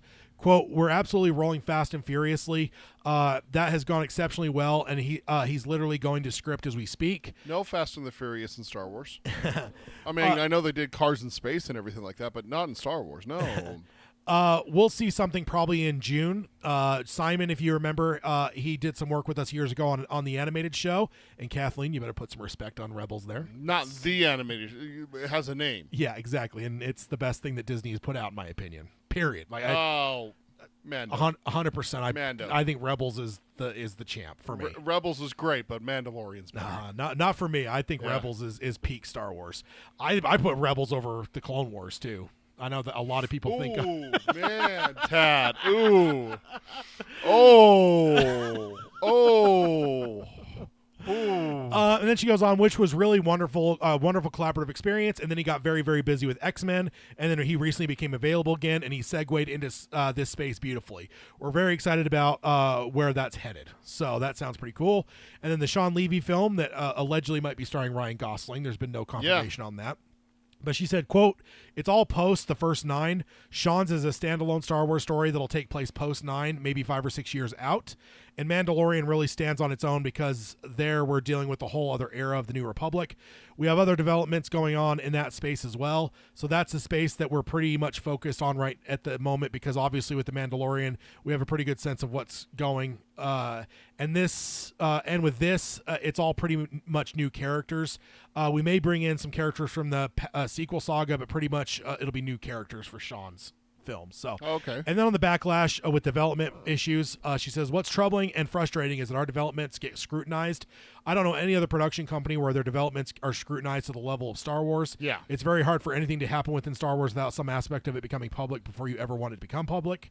So I guess managing the message in some ways is also quite a challenge because, of course, not every single thing we put in development we're going to make. That's not unusual in Hollywood. We want to make the things. Yeah, didn't we just talk about Marvel doing a bunch Yeah. of shows and then deciding not to Yeah. go forward with them? That's how I mean, it works. literally, we just talked about. I mean, it's technically the same company, but Yeah, same deal. Yeah. She says we want to make those things that we feel are the best. We want to make those things that as time passes, I just fucked up my thing. Passes, feel relevant and where the audience is responding to. So there's a constant discussion around that. So yeah, that's a tricky one because a lot of scrutiny around Star Wars and the negativity has been about development. Of course, we're going to develop a lot of different things with the understanding that not everything's going to eventually get made. So that's kind of interesting to hear. So yeah, that's all from Kathleen. And then next up, we've got Revenge of the Sith. Yes! Coming back to theaters for its 20-year anniversary. Just took it to my veins! Yes! That's fucking Obi-Wan Kenobi. So for 1 week only, in celebration of its 20th anniversary, starting April 25th, going through May 4th. So it says a week, and April 25th is like the Friday, and I'm assuming that includes the next weekend. Yeah. If it does, and it ends on May 4th. If it doesn't, it ends on like May 1st or something like that. Which they're not going to go Friday to Friday. They're going to go Friday to the following Sunday. Yeah, right? May 4th is a Sunday. Exactly. So it's going to be through May 4th, my guess. Also, Matt Ferguson created a badass poster for it, which I have on the screen. Awesome. Pretty awesome. Also, I have to shout out the official Star Wars website / everything official Star Wars. The press release they put out, the opening line of it was Anakin Skywalker is about to bring peace, freedom, justice, and security to his new empire on the big screen. Your new empire. Your new empire. Oh, I love it. I absolutely. I'm over the moon. I can't wait. I was just telling a coworker in the last probably week, right before this announcement came, that I was starting to get really nervous. I'm like, why have we not got an announcement yet? Yeah. I'm like, it's going to probably be like May 4th at latest, like late May. Like, dude, we're almost to March. I'm like, the fact we don't have an announcement yet makes me worry that we're not getting the theatrical release. We've been burned before. We're like, a Phantom Menace has been in theaters 2 or 3 times now, outside of the initial release, and the Revenge of the Sith has had one theatrical release, and that was in 2000. Unless you do the marathons, which I think that's a different deal. That's not a release. Yeah, that's, exactly. That's part of a marathon. So it breaks my heart, and I was just guarding myself of like, they better not hurt me here. So I'm so fucking glad to see that this is happening. So next up, we've got Lucas originally intended for Boba Fett to kill Mace Windu. Wow. That makes a lot total of sense. And this is according to Boba actor Daniel Logan that played young Boba. He said, quote, he was at a festival or a convention recently and said, quote, George Lucas held me for Revenge of the Sith. It's basically in acting parlance. That's like, you basically say, hey, we're filming in this 9-month block, don't take any jobs in that period because we're going to use you somewhere. And we had Revenge of, but they hadn't finished the title. I believe it was probably going to be Revenge of the Fett, which that's just him. Because the storyline, which you can go and see online, there was actually storyboards that had already been created that Boba Fett was meant to have another arena scene with Mace Windu. So, I mean, it probably wouldn't have been Geonosis, of course, but there would have been some kind of large scale battle. Mace was going to come at Boba Fett like he did with Jango, but because Boba had already experienced beforehand what had happened to his dad, I hit the jetpack and I fly upside down or on my back. As I'm flying on my back on my jetpack along the ground, I pull out Jango's blaster and shoot him right between the stomach, and that's how Mace Windu was meant to die. Damn. Which makes total sense, man. Yeah. Holding the helmet and stuff, like it was very foreshadowing. In 2002, if you would have told me anyone other than Boba was killing Mace, I would have called you a fucking idiot. Yeah. It just made no sense. So, but there's more to this story. I was sitting there at Lucasfilm, like making excited noises. It says in parentheses, I don't know what noises he made. And they're like, okay, we're holding you for a year. But I was like, okay. I kept calling, is it my turn yet? Is it my turn yet? He said, but basically what happened is Samuel Jackson went to George Lucas's office and said, I don't think this young kid should have the power to kill someone who sits on the Jedi Council. And plus, I don't want to be killed by no punk kid. And I happen to be that punk kid, is what he said. So it sounds like Sam may have been the one that ruined this. So, wow. And it kind of rubs me the wrong way a little bit. Because like originally Sam talked to George and he's like, I just want to be in these movies. Like, I'll be a stormtrooper. I'll do whatever you want and stuff. Right. And it's like, so what? Then then you become attached to the character and you're like, no, he can't die by that way. Yeah. It's like, come on, man. Like I'm also bummed that George like folded. It's kind of like the purple thing, right? Like there's blue lightsabers, there's green lightsabers, or there's red for bad guys. And Sam's like, well, can there be purple? And then he gives it to him. So George is maybe just likes Sam a lot, but it sounds like potentially maybe he's also a little scared of him. I mean, he is a bad motherfucker. He is. I saw what happened to Marvin. Exactly. Then Say what again? the last one here we have is a huge one, seismic thing. Amazon now has full creative control over James Bond. I saw this one and I was pissed. I was like, God. Yeah, we talked Damn about some of this. This was like probably next to like Star Wars selling to Disney. This is probably the next most shocking thing I've seen in pop culture news. So I'm very disappointed in this. so the most Barbara Broccoli and Michael G. Wilson have relinquished full control of Bond to Amazon.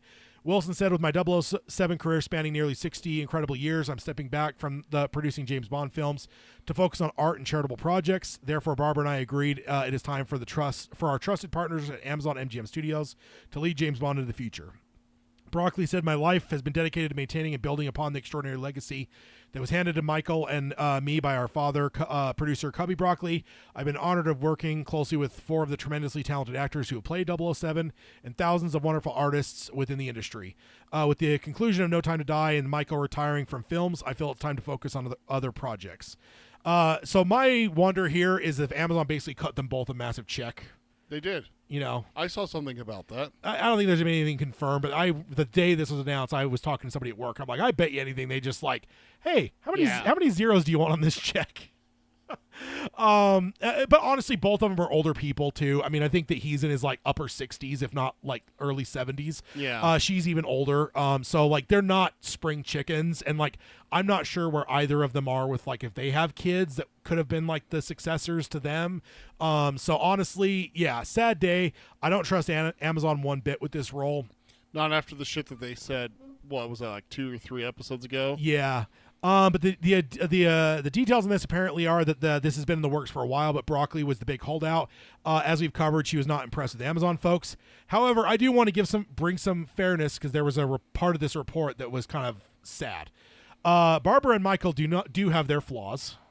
Sound just like hubby before them. Reports are coming out now that after No Time to Die, they were approached by a young unknown director named Christopher Nolan. Mm-hmm. Says he would love to do a Bond film. I mean, come on. Damn. And he was in talks, but those talks snagged because Broccoli, for her entire her entire career of holding James Bond, has never allowed a director to have final cut.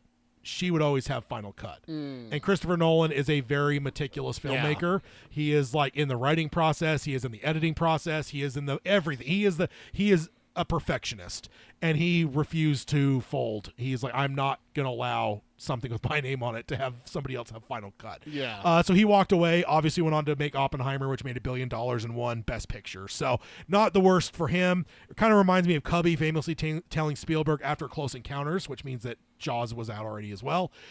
Spielberg approached Cubby and wanted to do a Bond film, and Cubby said, no, I don't think you're experienced enough. So can you imagine? So like father, like daughter and son, I guess. Of course, when Spielberg was sad about that, he went to talk to his friend George, who said, hey, I have an idea about an archaeologist. So it all worked out for Oppenheimer and Indy. So this does need to clear regulators in U.S. and the U.K.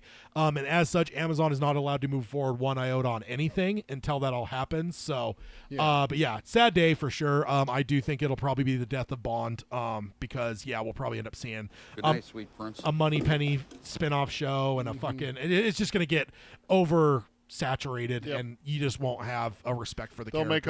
They'll make a Bond universe instead of Bond movies. Yeah, exactly. So sad to hear, but that is huge. Daniel Craig's the last Bond for me then.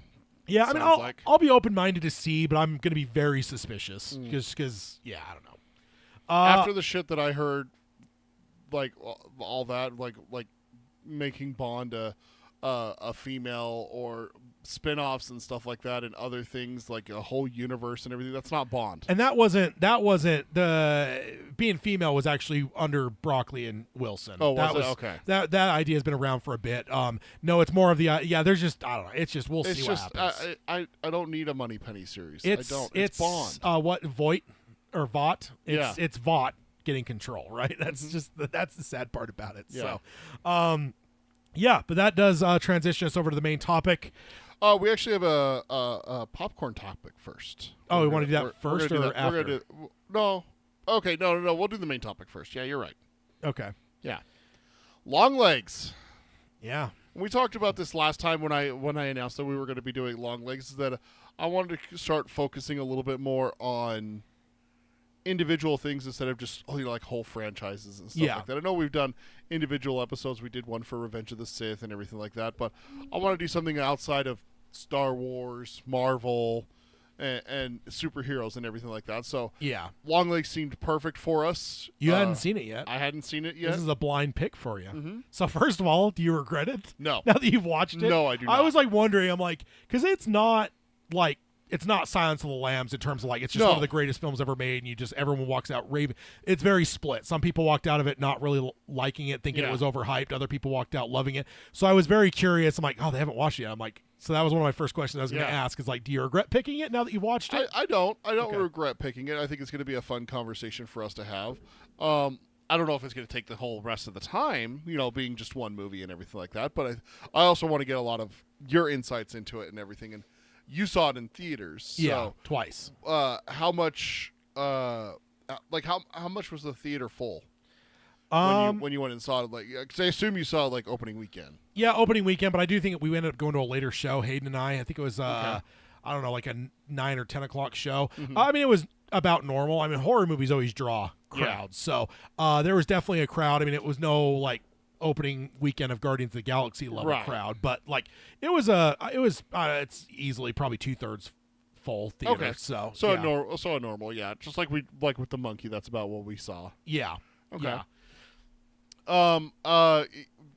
Osgood Perkins. I didn't look it up. I wanted to save it and see what you thought. When did you get turned on to him as a filmmaker? Was it this one or was there one previously? No, I think it was this one. It was this one? Let me find his director thing here. Okay. I hate IMDb's new fucking interface. Monkey Longlegs. He did the Twilight Zone, which I haven't watched that new Twilight Zone series yet. And then he did Gretel and Greta and Hansel. I actually saw that. I wasn't overly fond of it. So I didn't realize it was him. But after this, I went and looked back. I'm like, oh, he did that one. And I was just like, maybe I need to revisit it. I don't know. I think that may have been a late show, too, where I was kind of tired or whatever. But that was kind of a weird movie. But at the same time, like, I don't know that I was going and expecting weird. Like, versus, like, Longlegs just felt like it was obvious it was going to be weird. So, and I think he's just a weird filmmaker. I just think he's just talented as fuck. But I just don't think you're ever going to get, like, a straight horror movie with him. It's always going to be like fucking weird. There's always going to be a weirdness. It's kind of like, I mean, a lot that I think every artist certainly has a fingerprint, but there's some that have very, very heavy fingerprints. I always think of like Edgar Wright. When you see an Edgar Wright movie, you know it's a fucking Edgar Wright movie. Tarantino, you know it's a Tarantino movie. Spielberg, I think Spielberg gets a little bit tougher because he's got so many movies and some of them are so iconic. I think it'd be hard to like sit someone down from our generation, show them 10 movies and say, tell me the 2 that were Spielberg, unless they knew, because like Spielberg does have iconic things, but they're not as like easy to point out as like Edgar Wright's, where it's just like, or like Quentin Tarantino. You're right. Because they're so stylized. They're such, and sometimes it's even hard to put your finger on what their style is. But I don't have to tell you like Edgar Wright. You know what I'm talking about. Yeah. Like you can't probably like give me words of like what it is, but his movies all feel a certain way. Yeah, absolutely. And like I think Osgood is probably that kind of way too. Yeah. So it's always weird. I think one I love is Carpenter as well. I feel like Carpenter has a very heavy fingerprint where like all of his movies, they're not like weird, but they're always great as fuck. But there's always just a weird, like not weird, that's the wrong word because I'm saying that for Osgood. There's always like a twist to his where there's just something different about his films that are just like, you could tell, you watch them and you're like, this isn't how a normal director would have done this movie. And then you look, oh, it's John Carpenter, of course. Like it just that makes sense. Yeah, his are also very dark, like grim, like lighting and everything like that. And grim, grim. Yeah. Well, not only like physically dark, but also like dark. Like a lot of people die in Halloween. A lot of people die in The Thing. A lot of people die in Assault on Precinct 13. Those are the ones that instantly come to mind with John Carpenter. Yeah. So it's just like. Yeah, there is a fingerprint there with Osgood Perkins. So I was curious about, like, was this something that you were, like, severely looking forward to? I was mixing up him and the director of the Last Night in Soho. Edgar Wright. which is Edgar Wright. Okay, Yeah. I was mixing those two up, which is why I wanted to ask you about it. That was one of my first questions I wanted to ask. No, this one for me was 100% the hype going in, Yeah. which I think it was Neon, right? I'm on Gretel and Hansel now. But I think Longlegs was Neon. And Neon is just brilliant when it comes to marketing. And their marketing was incredible. And it just like, there was just a vibe to the trailers that was just like, what the fuck is this movie? There was a mystery to it. And then like as like it hit like festivals and stuff, there was like, I follow a lot of like film people, be they actual filmmakers, actors, directors, writers, but I also follow like your film bloggers and stuff. Some of them that I care for. And there's just an element at times where you hear like just people like raving, oh my God, this movie is fucking cool, batshit. It's great. Like you hear all kinds of different things, but there was a buzz around this film, and so like that's what turned me onto it. And then I looked into it, realized like, oh, Osgood Perkins. Oh, he's fucking the son of Anthony Perkins. Like Jesus Christ, like you know, that's Hollywood. Psycho. Yeah, that's like Hollywood fucking like royalty. Yeah. So this is certainly my. Even though I had seen a previous movie, it's kind of like Flanagan. I saw Oculus opening weekend way back in the day. Yeah. I remember just being like, oh, okay, whatever. I didn't like circle him because of that. It wasn't. I don't even remember what the first one that really turned me on. Maybe it was even like it was Haunting a Hill House. Like I knew it was like Gerald's Game was a thing, but I think I didn't see Gerald's Game till after Haunting a Hill House. Yeah, we just barely watched Gerald's Game for the first time, didn't we? You watched it way ahead of me too. I did, yeah. So and you read. I mean, you did, yeah. Sorry. Yeah. So like, but it's one of those things sometimes that even a director you end up loving. Sometimes you see an earlier film and it just isn't the thing that grabbed you, and then later on down the road you end up like falling in love with the director and you go back and look and you go, oh fuck, I saw that. And I want to go back and rewatch Oculus now because it was like I want to see if I remember Oculus had like WWF was like one of the producers on it too. Oh really? So I think I kind of went in with like kind of is this just gonna be because they were doing a lot of shitty movies they produced back in the day. You mean WWE, right? I just want to be clear. Yeah, like wrestling. Yeah. Okay. They I know that you still call it WWF, but just for everyone who knows it as WWE for their entire life, you know. Yeah. No. So like they were producing it, and they produced a lot of just like kind of, and not in a great B-rate horror movie way, but they were just like doing like a bunch of B-rate movies where they'd have like wrestlers, and they didn't have wrestlers in this one, but I want to say they were like financiers, something. I believe their fucking thing was on it. So I remember being in theaters and that came on, and that probably gave me an idea of just, oh my God, what am I in for? And like maybe that like, and I was also more of a, I don't know, pissy film goer back in the days. There's a lot of stuff I ended up not liking back in those days, and I rewatch now and I'm like, oh man, I was too hard on this. Yeah. So I do want to rewatch Oculus and see like what did I potentially miss. But Gretel and Hansel, I might do the same thing but Longlegs, that's my like, oh my God, I opened to Oz. And then the monkey sealed it. I think I mentioned on our last show. We were talking about the monkey a little bit. There was a part of me where it's like sometimes a director really fucking hits a home run. Yeah. And that's their only home run. And then you go to see something else by them and you're like, oh, it wasn't as good. Yeah. And so I was a little bit guarded of like, is the monkey just going to be kind of mid and he caught lightning in a bottle with Longlegs and isn't able to replicate it? Of course, no. He absolutely blew my socks off with the monkey. So now he's like one I've got circled where it's like whatever he makes, I will go see at this point. So right.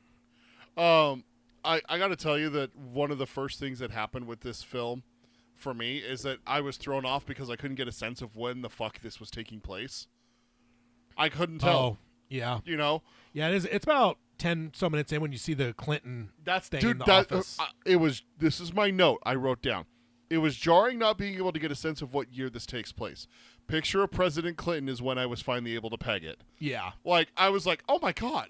That's kind of crazy that you say that. Because, like, I'm the same. The first time I was watching it, too, it's like cars from the 70s and stuff. It's like, hey, this could be a 70s movie. Yeah. And it's like you're trying to, like, pick up clues. And I remember that because it was, like, right in your face. It's like center frame, portrait of Clinton. It's like, oh. Because I remember being in theaters, and I was like, oh, okay. But also, like, it was jarring for me as well because, like, the beginning of the film, the girl grabs the camera, and then she goes outside because there's a car, and then she hears, cuckoo. Ugh, creepy as fuck. Hayden, when she starts looking around, he's like, no, he's going to be one of those. I don't remember exactly what he said, but he was just, like, mad that she was looking directions and the camera is like in her point of view, right? Because it's a jump scare, right? You just know it. I remember Hayden getting pissed off. So, and then of course it was a jump scare, and you get the line, oh, I have my long legs today. Which, by the way, I've been using on my wife because she's shorter than me, and she is not happy with me about that. I told you last night after we did our hangout, or yesterday afternoon, I said, did your wife like the dolls? No. No, she doesn't like dolls, clowns, so Chucky's a big no-no for her. And those dolls were just... Dude, they were eerie as They're unsettling as fuck. Yeah. They were just... Yeah. It's the uncanny valley thing. It is. It is Like- the uncanny valley Like, thing. when a doll's just a doll, they're still kind of creepy.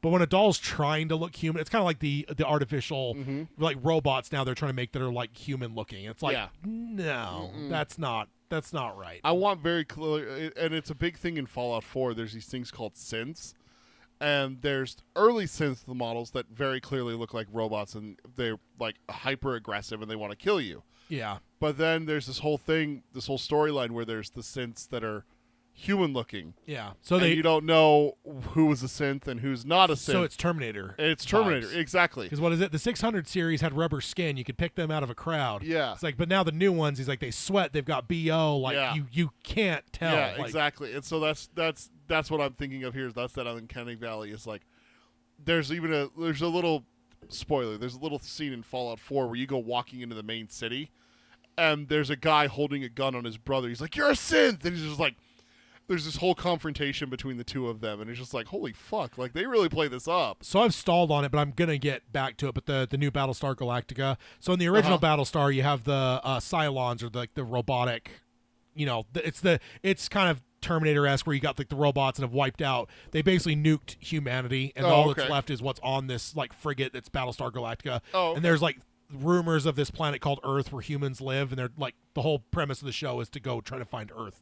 And the Cylons are this Earth, yeah. Or okay, yeah, like that's the idea. But the Cylons were very like, if you Google like original Cylons, like they're badass looking. But the new show, there's like some robotic Cylons, but the big thing in the new show is they can look like humans. So there's like that element of like, you know, a Cylon could be anyone on the fucking ship. So, also makes it easier for like wardrobe and costume way design cheaper, and way everything. cheaper to have a person. Humanoid Cylon is what it says. Yeah, but you're seeing like the really big, bulky robot. It reminds me a lot of it's like something from Star Wars, like Grievous and yeah. So very, very cool, for sure. But yeah, the uncanny valley of those dolls in this movie dude. No. are. But, you know, did you catch like, or did you feel? I mentioned Silence of the Lambs earlier, but did you feel the Silence of the Lambs vibes? Oh, instantly with the whole like, the scene that locked it in for me is when she is in the briefing. That very first scene with Harker, Lee. Where she's in the briefing and they're like, "We need you to go door to door. We're looking for this and this and this." And I'm like, "Dude, that's Silence of the Lambs." Yeah, like that is the behavioral investigation unit. BAU, no. Behavioral unit. Yeah. Behavioral science. That's behavioral science. That's what I was trying to think of.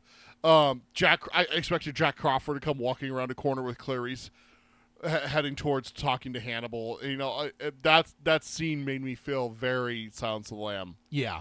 Very early on, of course. Yeah. And then just, dude, what an opening, like 10, 15 minutes? Yeah. Where you get the whole cuckoo, and then I have my long legs on today, and it comes down, and then a hard cut and everything like that. The editing in this film is incredible. It was amazing. And then the briefing. And then the door to door. It's that one. And just like she knew and everything, and then he's like, "What?" He gets fucking shot. Dude, he gets shot in the head. Like, fucking brutal, and just oh my god! And then he's just sitting on the bed, like gives up nonchalantly and everything. Yeah, and when you're like, you talked about like the sharp cuts. Some of the cuts are so sharp in this film they're almost jump scares, and it's just the cuts.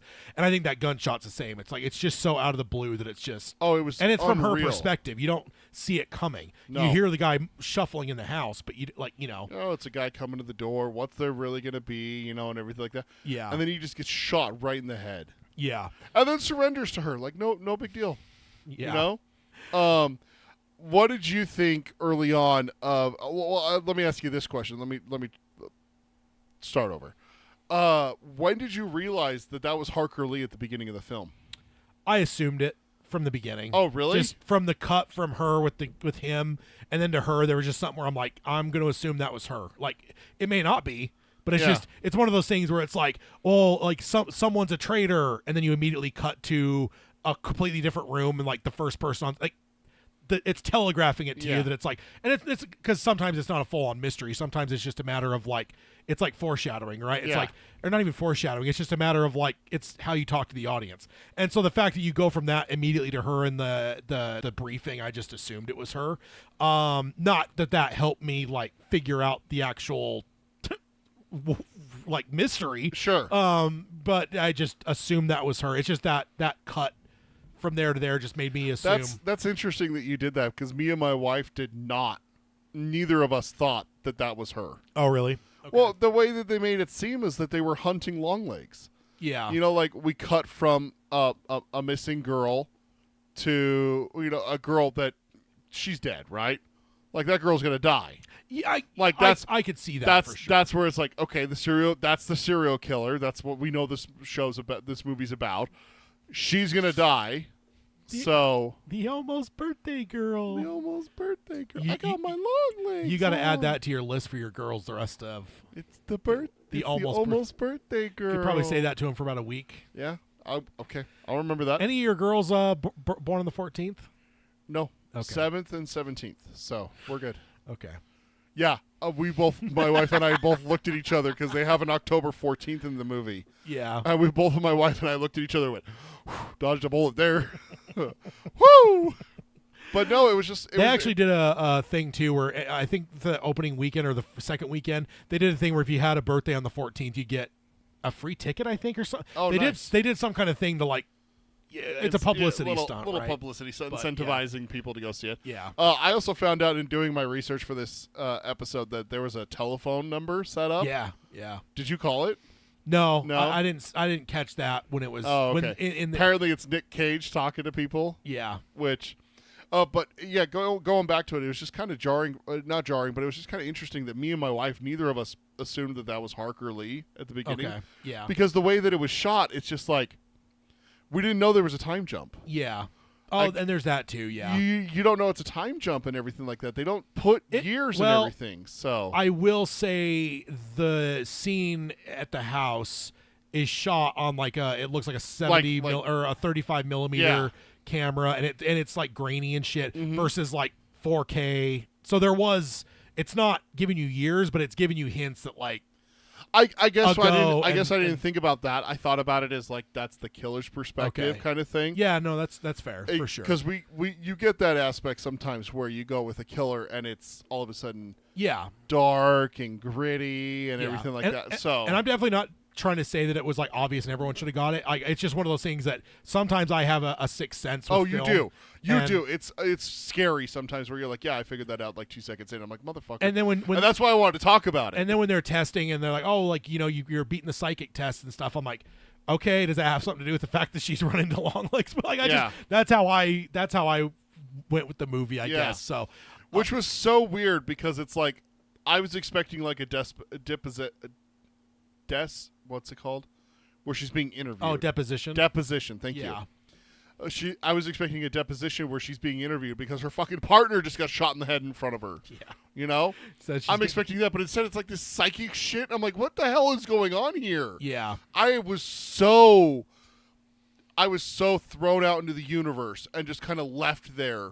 Yeah. By Osgood Perkins for the first part of the movie. Which is, I almost think of that like Hereditary. Yeah. Hereditary is shot in a way to where there's times where like there's a way you would frame a shot in this setting, and he just does it different. Where it's like like you got the wide shot of the house, and they're like at dinner table. Usually you would try to frame it on the dinner table, but they're off to the right or the left. He frames it to where they're on the very edge of the frame, and it makes you uncomfortable. Yeah, because you're like, what? There's going to be a reason for this, right? If nothing else, it's just that's not how you frame a picture. Like, you do that. You do that when there's going to be something coming from that side. Yeah, it makes like, you. You're going to be like, okay, there's going to be a creature or something, or something's going to happen over here. You're not going to have this shown.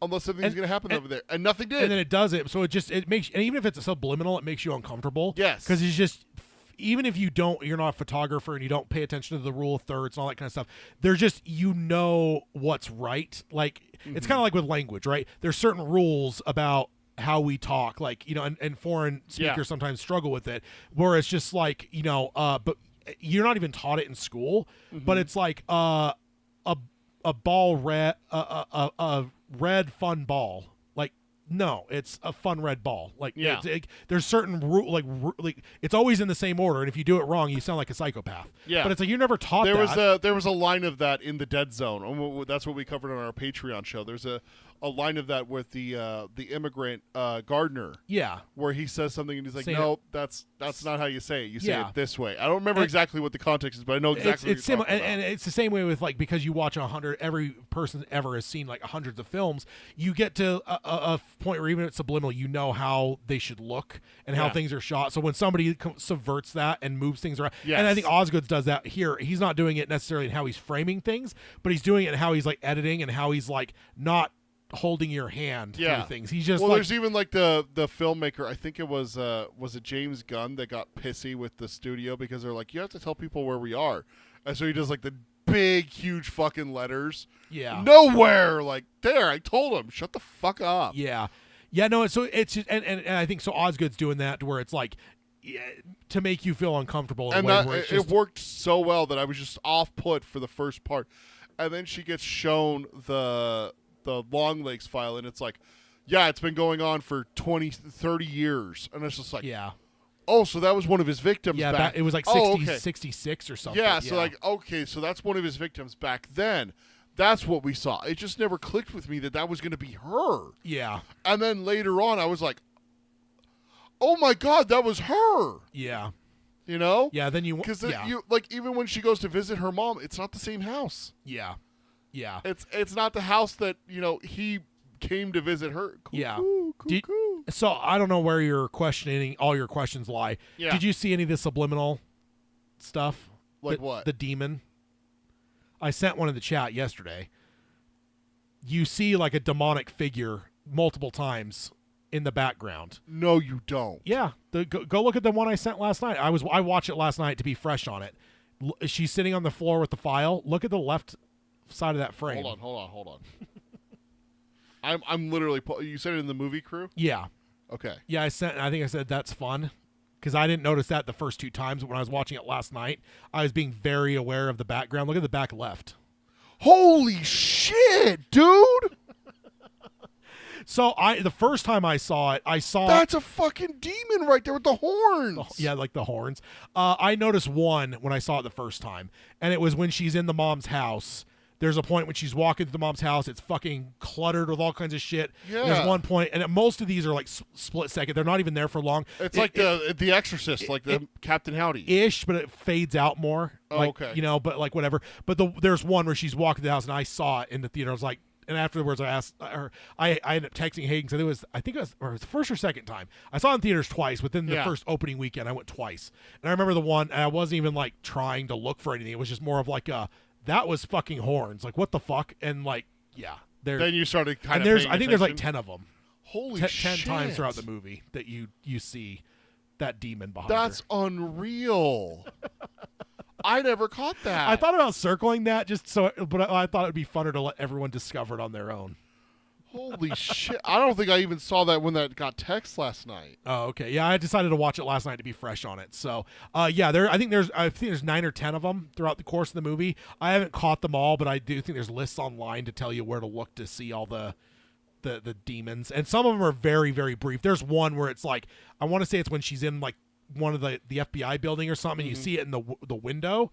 But it, like, even as when I was watching it last night, my eyes were on the background almost the entire movie. I was just looking, and there was one, but it was there for a split second. It was so fast. It was like maybe 3 or 4 frames. Like, it wasn't there long, and it's in a small window. Like, it's like a long room, so it's like the window's tiny. Like, it's not like a giant fucking window, and there's like it out there. Like, so next time you watch it, maybe pull up a list of the demons and see if you can spot them. For sure. That blows my mind. I love that. Yeah. Thanks for telling me about that. Yeah. My next question was I wanted to talk about is when did you figure out that he was living in their basement the whole time?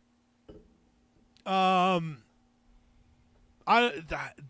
will say I didn't get a lot of the mystery. Yeah. Like that. I don't know. A lot of times I'm doing movies like this, I'm not trying to solve them. I Sure. just watch them. Like sometimes shit comes to me where it's like, oh yeah, that's her grown up now as an FBI agent. Like I don't know. Like maybe it's a killer, but maybe he's a molester. Sure. And that's a letter to law enforcement. Like that's how. But I guess sometimes I'm not one that's sitting there like with a notebook trying to like solve. Sure. I don't know. I don't know why. I just don't find that interesting. I just let the movie. So run. it just came to me. It's kind of like what you said with like the traitor thing, where like, well, why did he show us this? And the first time you see Longlegs working in the basement, I'm like, why is he in a basement? Yeah. Why isn't he in a shed workshop? Why isn't he in his main house? You know, like Yeah. where did Buffalo Bill is shown working in a basement. Yeah. So when Clarice shows up and you're like, oh, that's his house and everything, like, it's downstairs, kind of thing. Yeah. So when they showed him in the basement and then she goes home to talk to her mom and she looks at the basement door, I went, he's in the basement. Yeah. It just clicked for me. You see some doll pieces in the mom's house too. I noticed Do you that really? last night. Yeah, when she's looking around for her mom in that Yeah. scene where she's walking through the house. Not the end where like she shoots the lady, but it's like whatever. And there's a point I was watching the background again because I'm like focusing on the background. I'm like, I want to see as many of these demons as I Yeah. can. And there's one where it's like in the kitchen. There's like a big old pile of shit. There's like one of the doll's heads you can see. Oh shit! Like there's definitely some hints. Yeah. For sure. But yeah, the shot of him in the basement and everything like that, like the whole basement and everything, and then her going to the basement door and it's locked. I'm like, Yeah. he's fucking down there. He's fucking living in their basement. Oh my god! And I'm like, and so that was just like, okay, so what's the deal with the mom? And then that's where I was sitting like the rest of the movie. I didn't say anything to my wife. I was just sitting there with him. I'm like, he's in the basement. That's all I said. And then I was just like, I was sitting there with the rest of the movie. I'm like, so how's the fucking mom involved? Does she know? Is she just Yeah. crazy? Does she not know? Does she Yeah. think that he's a good Are guy? you Like, saying your prayers? yeah, what is this like with her? Like, she seemed off Yeah. and everything. So it's just like very interesting to me for, again, trying to figure that out. Like you said, you're not that type. But for me, I was just like, once I got the question, I have to know the answer. And of course, it Yeah. got answered later on Yeah. that she was in on it to save her daughter. Yeah. That was her whole shtick and everything. Yeah. And then how about the murder of the agent that drove her home with the Oh, shotgun? dude, yeah. Good Lord. I would say overall, the violence in this movie was very uncomfortable. Oh, It was all very visceral, the very head banging? yeah, like just Yeah. everything about this movie was just and like, gore is always uncomfortable for a lot of people. I hate it in some normal people, not me. But sometimes it's done in a way that's just grungy. It feels grimy. And this movie, I feel like everything it did when Yes. it comes to kills just felt Dude, it felt real. you know what really, really made me uncomfortable? Well, I got to go cut the cake. And so they go into the kitchen, and you just hear... you just hear her getting stabbed. I'm like, why the fuck are you standing there? Go stop him. You have Yeah. a gun. Like, what Yeah. are you doing? Yeah, and then the birthday thing. That's like unsettling. Oh, yeah. Just the whole thing. Like, and then like there's like as I was watching it last night, I was like trying to look for like setup and payoffs, and it's Sure. like, oh, can she come to my birthday next week? Yeah. It's like, oh, okay, there's that setup. Yep. Yep. You know, I and was, dude, and then- 'cause then- can she come to my birthday next week? And we already heard about the birthdays, and I'm like, it better not be on the 14th. Or it's within 8 days. Yeah, it better not be around the 14th. So. Yeah. Or what does he say? 8 days. No, it's before? the birthday is the 14th for the person, but the then the killings- killing can happen around it. There's like there's a buffer. There's around, a grace period. Yeah. But then as I was watching it last night again, so she mentions my birthday because she go to my birthday. Did she say next week? And then when her mom Lee's mom calls her, Yeah. she asks about, or no, she says, I'm not going to be able to see you for my birthday. I'm Yeah. busy.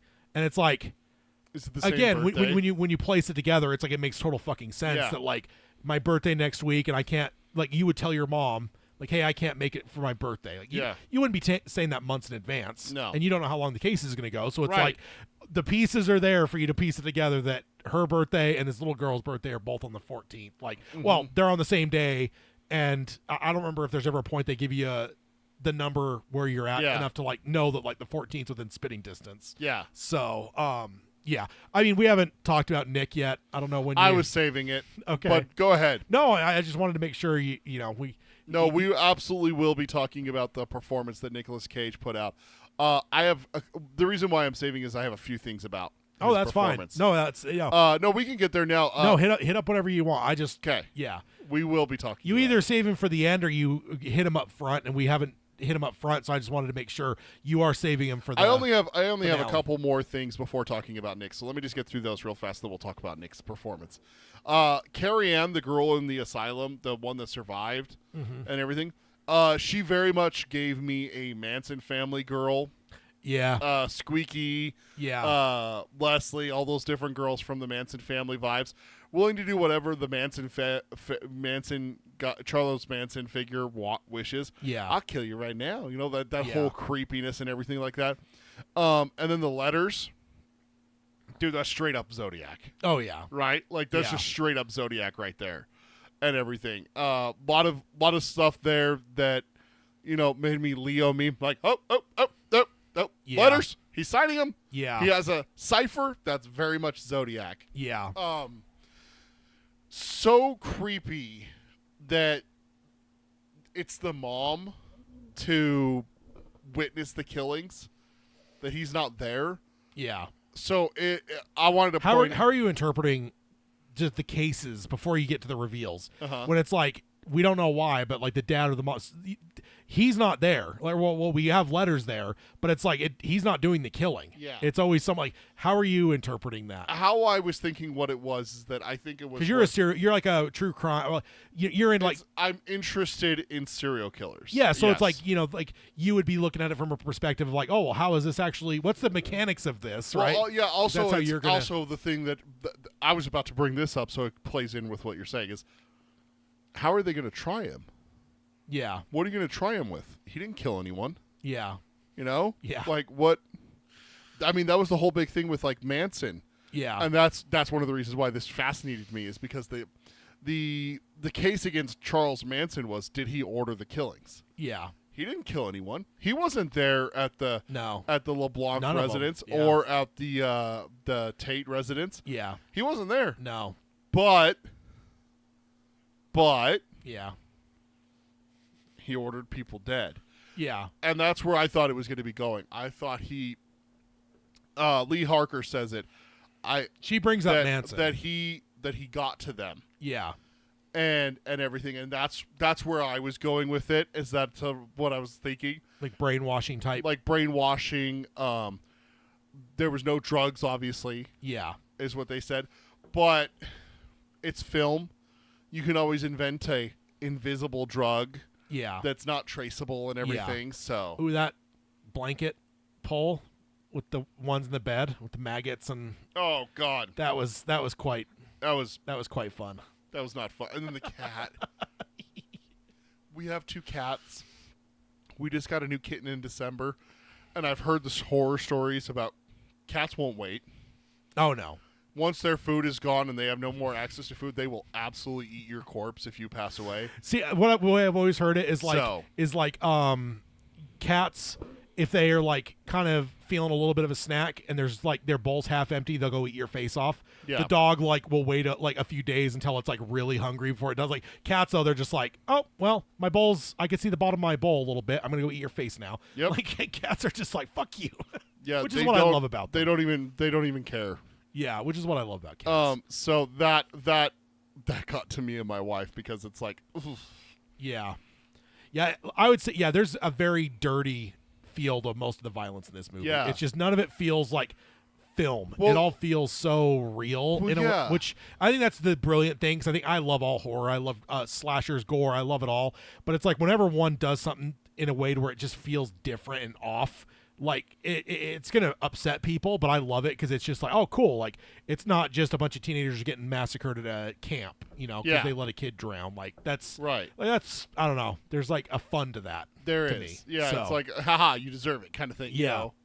Even Yeah. though it wasn't the same counselors, and yeah, everything but like this one, there was just something about all the way the violence was done that was Well, like, it also was jarring, all of them. It's not like any of them were like super expected. yeah, Like you can see deaths coming in a lot of horror Yeah. films, and it's like, oh, here we go. yeah. There it is. I don't okay. remember which slasher. I want to say it may have been Jason. But there was one where it's like someone's in like the camp, like the long kitchen, and it's like following the person up the one thing, and there's like the magnetic board, and there's a big ass fucking knife on it. Yeah. And then they go and they cross to the other side, and the camera comes back, and the knife's gone. It's subtle because you got to be looking, and you got to clock like, oh, there's a big fucking knife there. Yeah. And then when he comes up across the counter from where the camera's at, and comes back the other way, you see the knife's gone. And it's like, if you're watching, it's like, and that's what you're saying. Like, sometimes you can just see a kill coming a mile away. Absolutely. This one, I feel like he does a good job of using editing to startle you. And then also kills are just like, they're fucking just 0 to there. Like, it's never like a build up. It's always just like, what the fuck just happened? Well, that's what I was going to talk about. Going into Nicolas Cage's performance now. His death scene where he kills himself, just... what the fuck, man? Spitting teeth out, banging his own head into the table and dying. That was fun to watch with Hayden. I bet. Did you mention to him how the tooth never ended up in someone else's mouth? Indeed. That's one of his not favorites. Hayden had like the folded arms and like glaring through almost the entire movie. Yeah. Like, just he was reacting, but like his general like factory setting was just like that, like glaring at the movie of like, I don't like this.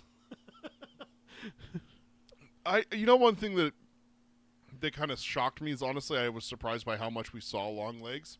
Yeah. Because they did not show him in the marketing at all. No. Like, they were even hiding that Nicolas Cage was in it. Like, now the late marketing, like the week of release and the TV spots, you started to get like, I think there was even glimpses. I remember avoiding it because I'm like, no, this far, this close to the movie, I don't want to fucking see him. I had already had it leaked. Like, I already knew that Nicolas Cage was in it. That was like following all the filmmakers, the people that went to the festivals. Like, they're going to mention, oh my God, Nicolas Cage. So I knew that, but I was like, how many people I talked to that were like, oh, I can't wait to see that. And I'd like prod a little bit to see if they knew that Nick was in it, and like, no. So I was like, that's fucking badass. Yeah. Like, again, it's one of those things you'll never know watching it on streaming, or 10, 15 years from now watching it on disc or streaming.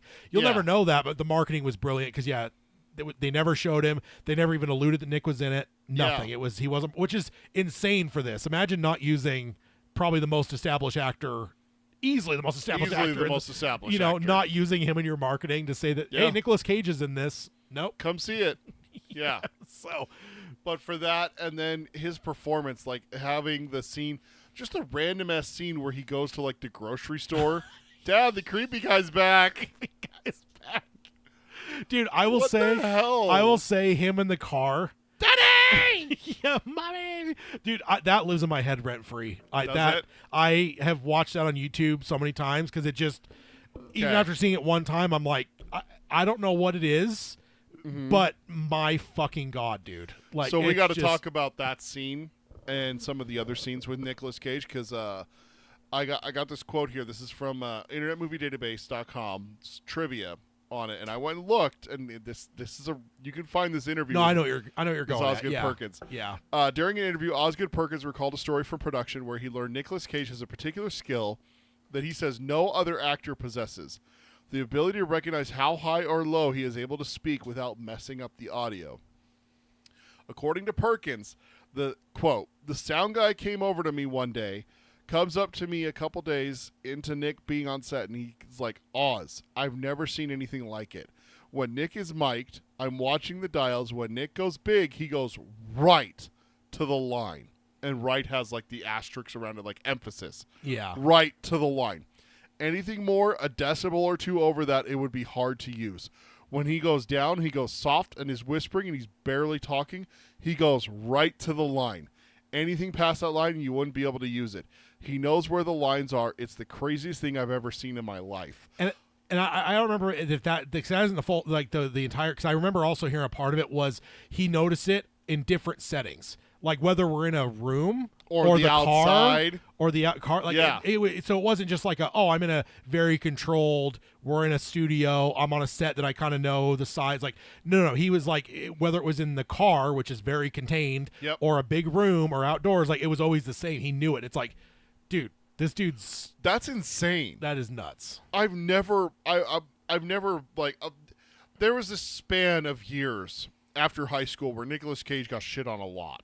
And he deserved it. There was a lot of bad stuff. He was not making really great stuff. He had his like, I would have said his peak back in like the 90s and then into maybe the early 2000s. Gone in 60 seconds. Then he kind of went really downhill, but now he's kind of had this revival where he's doing a lot of good stuff. He's doing a lot of really cool shit. I mean, what's the one with Pedro Pascal that you had me watch? Oh, the unbearable weight of massive talent or something. Like incredible. Incredible.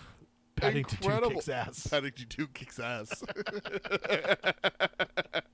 Yeah, and I love it. And you dropped the bombshell on me at the theater when we were talking about Nick Cage afterwards that apparently Paddington 2 is like actually a really good movie. Oh, yeah. They're just not fucking with people. That's actually apparently like a very highly rated movie. Legit. Like, yeah, I want to say last time I looked up it was like 98 or 99%. That's like, insane. It's widely regarded potentially one of the best movies of the last 20 years. Like, Holy shit. I haven't seen it, but I've never heard a bad thing about the film. That's crazy. It's so that they put that in the film and everything like that. Yeah. But yeah, with Nicolas Cage's performance, it just the death, that whole interview scene was What just, about the character design?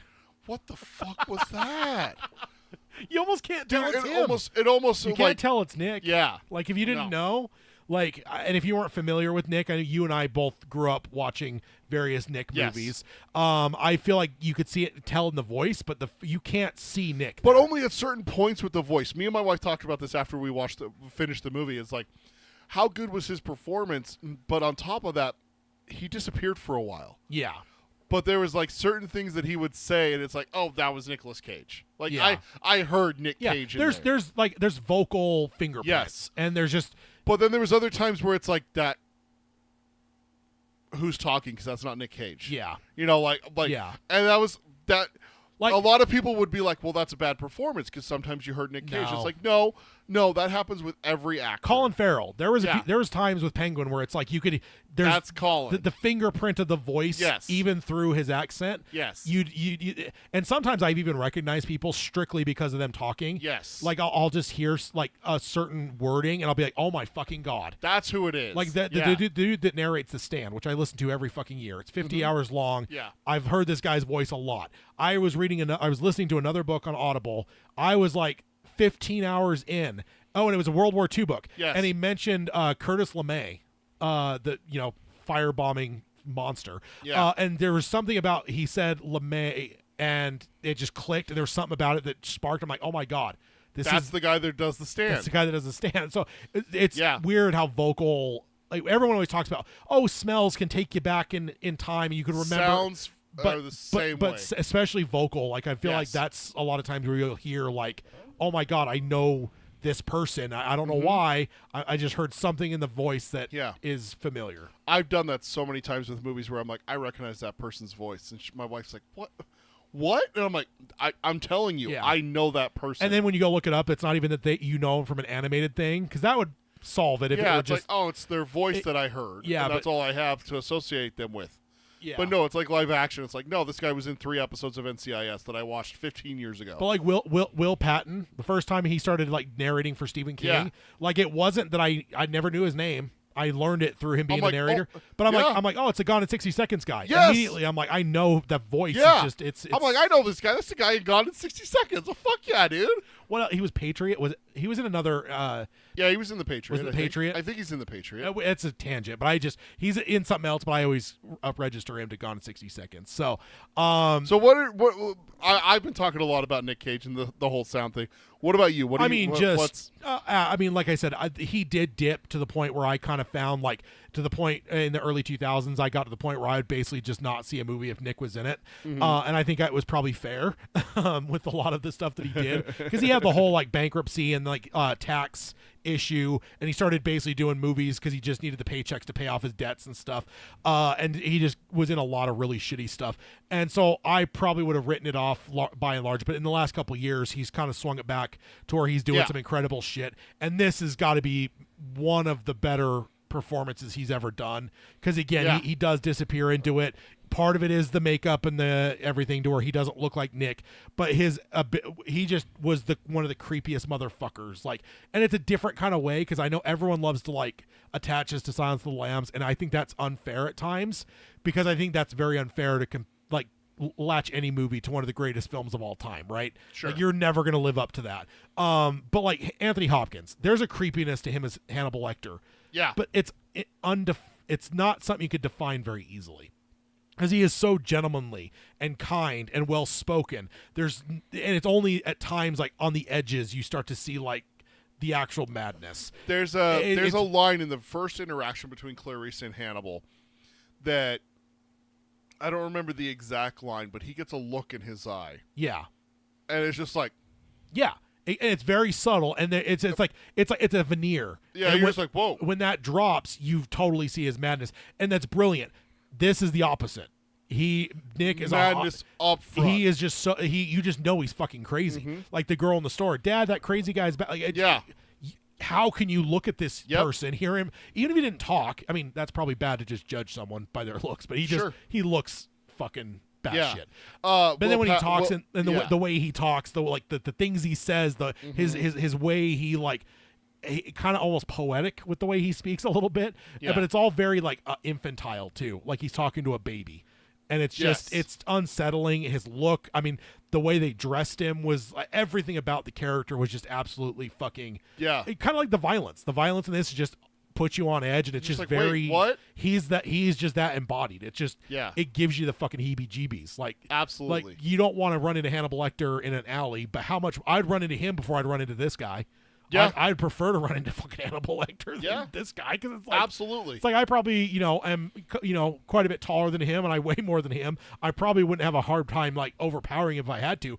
I still don't want to be within a fucking country mile of this guy. No, not at all. So, and it's all him. I mean, granted, the makeup people, the costume designers, the script writers, they all supported it perfectly. It's a team sport. But Nick just, this is a performance of a lifetime. Yeah. Like he's done a lot of great things over the years, but this is one where it's like, I want to believe this will be one that he's remembered for. Sure.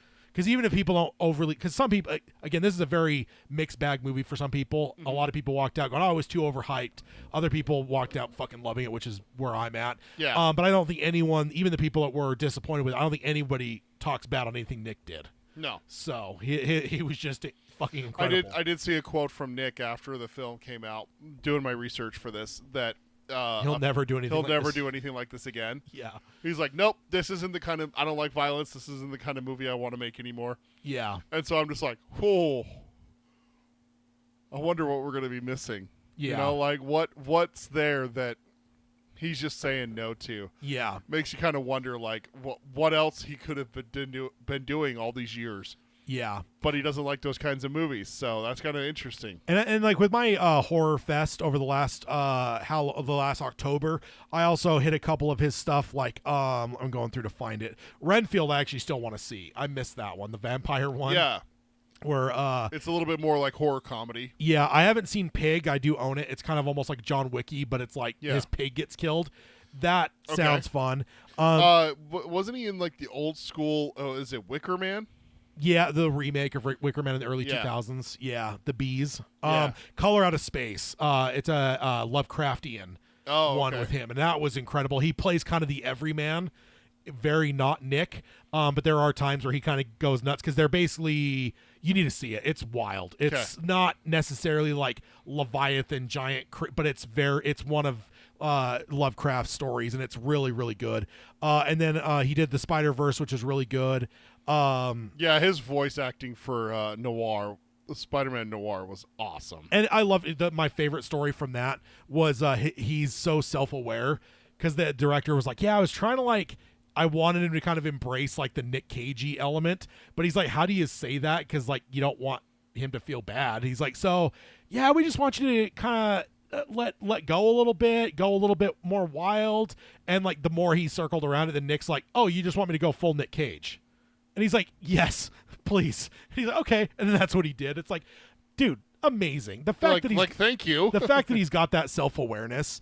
Also there's the one where it's like, fuck, I'm not finding it. There was another horror movie I watched with him. Mandy. Mandy's fucking incredible too, with him. So I've seen a couple of his more modern stuff that people absolutely love. Yeah. And he's had a revival, and as shitty as things got in like from like 5, 6, somewhere there, up to like probably the mid-teens, he's bounced back and maybe even got to the point where he's surpassing what he did back in the 90s. So what you're saying is you're not a National Treasure fan. No, I mean, but I will grant that I don't lump that into the shitty movies, because I think that was kind of the tail end of his like movies that most people enjoyed. After that's when he started doing these weird, like almost straight to video level movies. He did and a stuff. World War II one, didn't he? Like the Indianapolis or something like that. Yeah, something like Where that. it just was like, I found out about it and like, whoa, when did this come out? And it's like, wait, it came out last year? How did I not hear about this? That's a huge World War II movie and everything. And then I went and looked into it. And it's like, yeah, it's like a straight to video, like like Disney princess sequel kind of level. And I'm like, what? I'll say what is Nicolas Cage doing that for? But the bankruptcy, that makes sense. Your bankruptcy, like there was a whole thing. It was kind of sad. I mean, it's hard to ever say anything's ever going to beat Raising Arizona. That was probably one of his. I still have never seen that. It's one of his greatest. So. But I will say that like almost anything this side of that, through his golden era of the late 80s, early 90s, and into the smidge of the 2000s before things went downhill, I think what he's doing now might be surpassing all of it, man. And Longlegs is like case, exhibit A. Like it's like exhibit A, Your Honor. Like he fucking killed. And the great part is that as much as there's like echoes of Silence of the Lambs, I don't think this movie ever is trying to be Silence of the Lambs, and I think that that's great because it allowed it to be its own. And again, I love Osgood. Dude, and then let's just talk about the ending real fast. I mean, like finding out about the mom, the twist with that and everything, and then the dolls, the daughter of the FBI agent just sitting there hugging the doll. She like stands her up at one point and is like, "Come on, we're gonna go," and then the dad comes back in and she just sits back down with the doll again. Yeah, so creepy. Just because it's cool because you get the mystery. It's kind of like The Outsider for Stephen King, right? Yeah. The whole time you're like, what the fuck is going on here? And then they finally give you the reveal. It's like, okay, it all makes sense. And that's the way this movie does, but it's so like weird. And I also got to point out too the fact that it is set in the mid 90s. Yeah. That's kind of the end of the last satanic panic. Like that's happened a couple times in the late 20th century where you had like everyone up in arms about Satan and stuff. So I think that's kind of like playing at this a little bit where it's like this is the tail end when people are freaking out about Satan's going to take control of your family and have your kid murder you at night. Like if they listen to heavy metal. If they listen to Metallica, they're going to become Satanists. Yeah. So this is the tail end of the last satanic panic that's happened. Now, hopefully it's the last one ever. So I think that Osgood probably did that on purpose to like set it where he set it. It was perfect. So it was a perfect setting. I mean, it was great. Yeah. But yeah, I definitely give it 2 thumbs up. It was a great movie. Yeah, me too. I didn't think that I would ever be like, yeah, I need to go watch Longlegs again, man. I haven't watched that for a while. I need to watch that again. But the fact that there's like demons in the background makes it so that it's like, yeah, I went and looked it up. There's 10. Maybe I do need to watch it again. Yeah, I think there's 10 at the list I found. 10 total.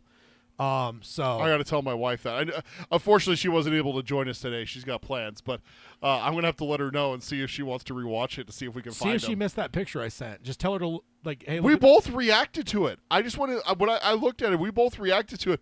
I don't think that it clicked that like look beyond her, like beyond her, and everything like that. So yeah.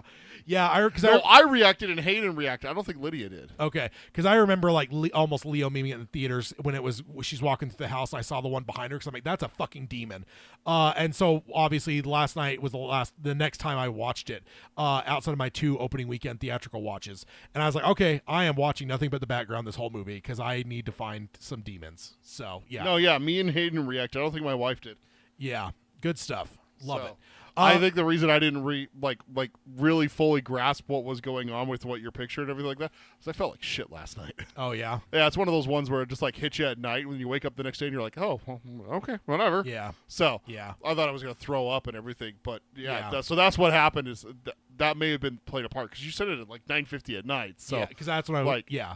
I decided to watch it. I had all the prep done for this episode for like news. And everything. Yeah. All right, I'm done. Let's go. Well, I appreciate you rewatching it. That was I think it was a great pick for us. We're right at time right now, so fit perfectly in with our heavy news episode. Yeah. With the Star Wars. I'm always trying to compress news as much as I can, but this one there was like I don't know how much more. I did drop a bunch of things too, where it's like that's not important enough to cover. So we do have a fun top 10 for next time. We've already talked about it once. We talked about it last episode. Yeah, but top 10 comic book film casting. So comic book casting, not comic book film. Because you said series were where did included.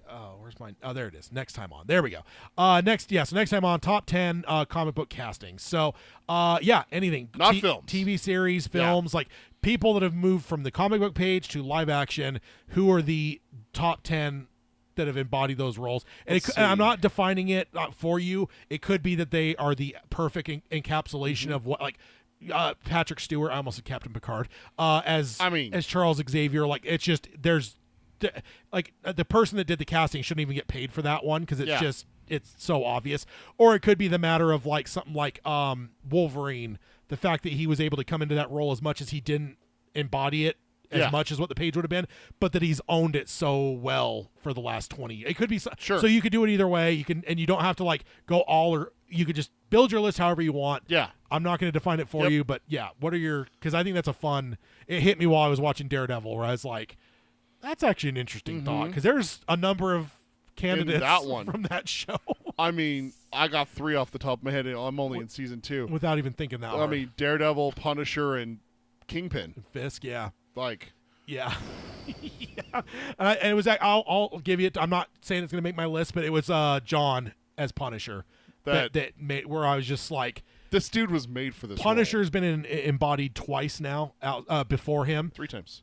Twice before him. Oh, twice before. Sorry. Yeah. Sorry. So it's not even that, like, he's the only guy that's ever embodied this role. But just as I was watching, I was like, dude, there's just something that he has that Thomas Jane and the late Ray Stevens just did not capture like he did. So he's what sparked it for me. Can't say that means that he's going to be on my list or not, but that's what inspired it's like, well, I mean, there's perfect castings and then there's my favorite. Yeah. That's the difference here is we are not saying who is the most perfectly casted, but for us, what works for me doesn't work for you. Yeah, exactly. And what works for you doesn't work for, the audience and everything like that. So if you want to get your list in, send it on in to me at tad@geekeryabides.com, TADD, and get that sent in, and I'll have you a part of the conversation next time. If not, you can join us in the chat and give your list there if you want. Yeah. But we'll be back in a fortnight. Same bat time, same bat channel. And I'll sign off as we always do by saying, oh, no. I almost said the wrong thing because I said we'll sign off by saying that's the wrong show. No. My wires are crossing here. I will sign off as I always do by saying love what you love, let your geek flag fly high, and to hell with anyone that says anything about guilty pleasures. Stay away from Longlegs. Indeed. See you guys. Bye, everyone.